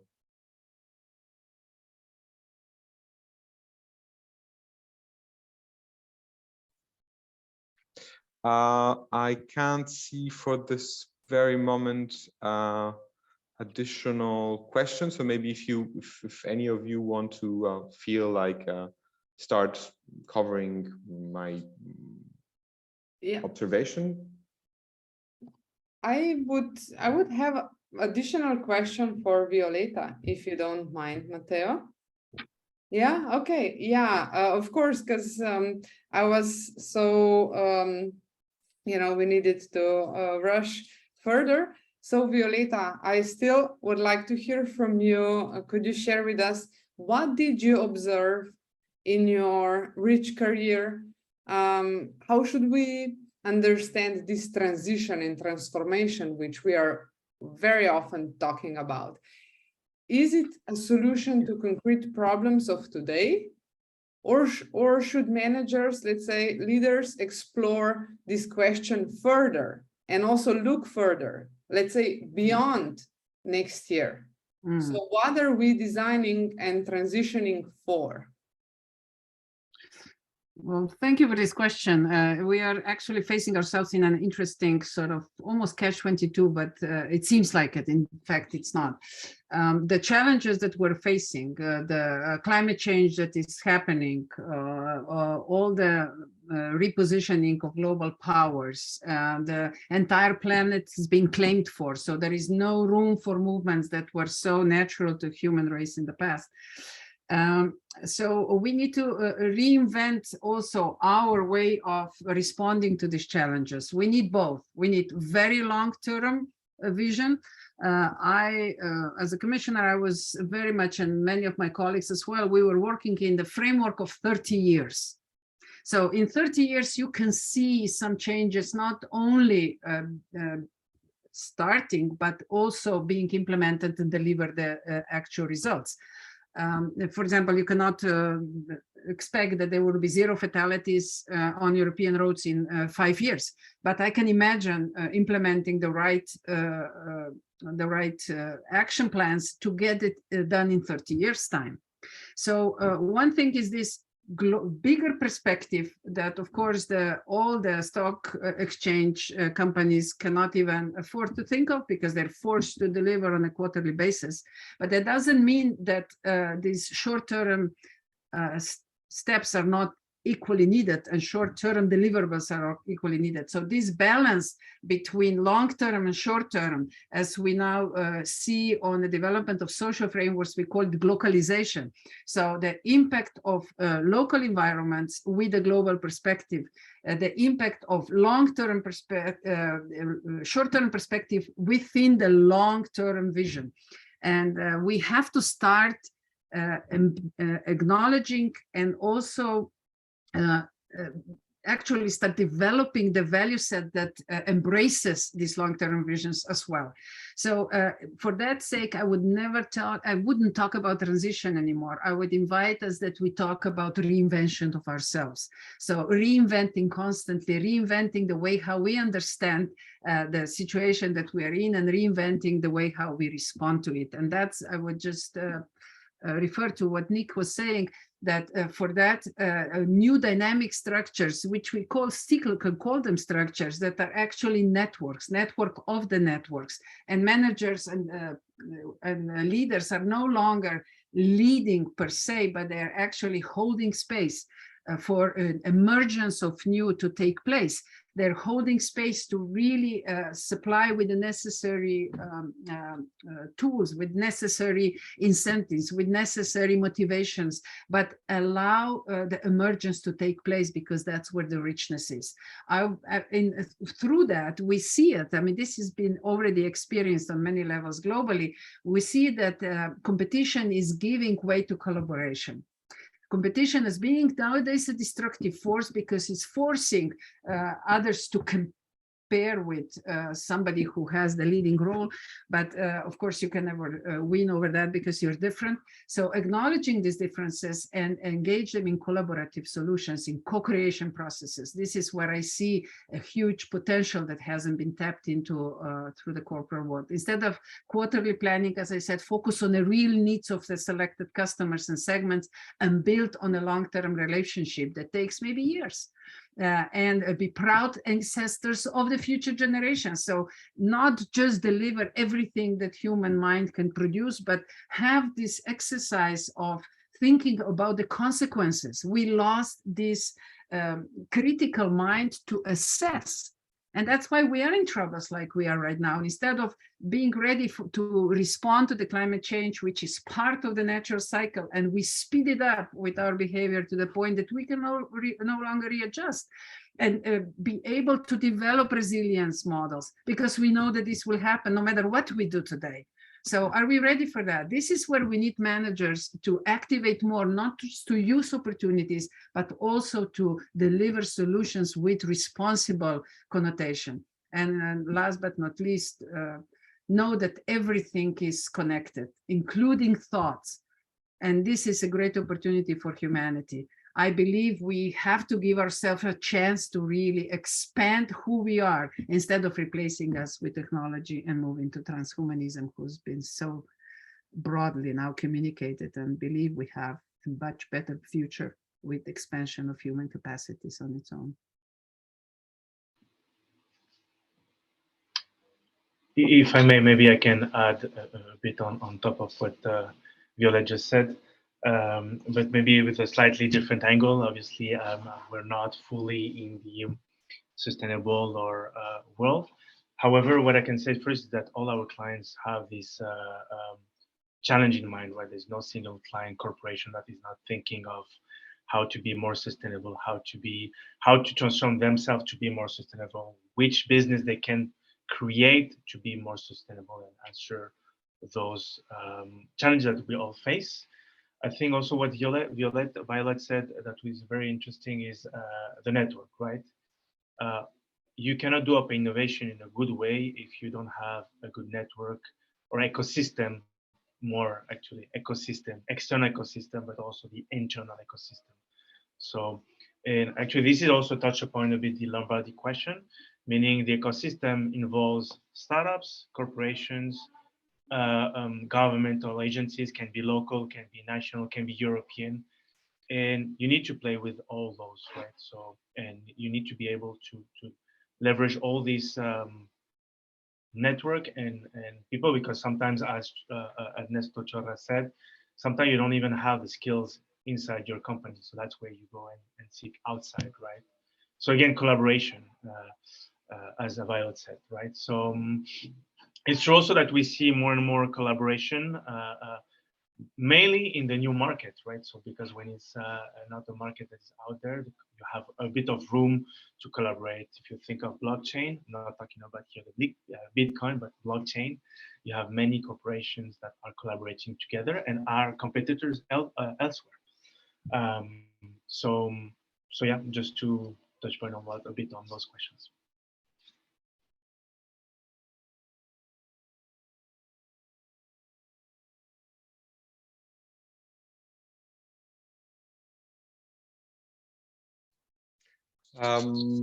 Okay, I think I can see the clock is ticking, unfortunately, and we are almost we've almost reached the end of our speaking time. So unless Marco, maybe you want to add a few words, a few sentences to bid farewell. Yes, only a couple of minutes, not more. First of all, I want to thank very much all of the speakers, because I have heard a lot of very interesting things. And besides that, only two very short comments and one promise. Comment number one, I think that during the next webinar, we should take on board also what Franco Del Vecchio said, because it's interesting to examine also what comes from public administrations, in particular Lombardy. So it's something that I take note. Second comment, well, I think it's something all of you have underlined, but I think managers have to balance long term and short term, because as Lord Keynes used to say, in the long term, all of us will be dead. So clearly, the short termism is how to say, is ugly, but we have to conjugate the vision of the future and the short term needs of the citizens, and actually is what common managers have to do. The promise is that what have been said today deserves to be, how to say, collected, checked, and utilized for a broader communication, because for a lot of reasons today, not all of those who wanted to attend were able to attend. And I think that we need to collect and to check everything that has been said today, producing a kind of resume of a short document where the main conclusions of the discussion today can be spread to all the managers that are part of our community. So once again, thank you very much. And as I said, it's not a conclusion, but a promise to follow up what we have discussed today. Thank you very much to all of you. Thank you. Thank you very much. Thank you all. Thank you for attending. Bye-bye.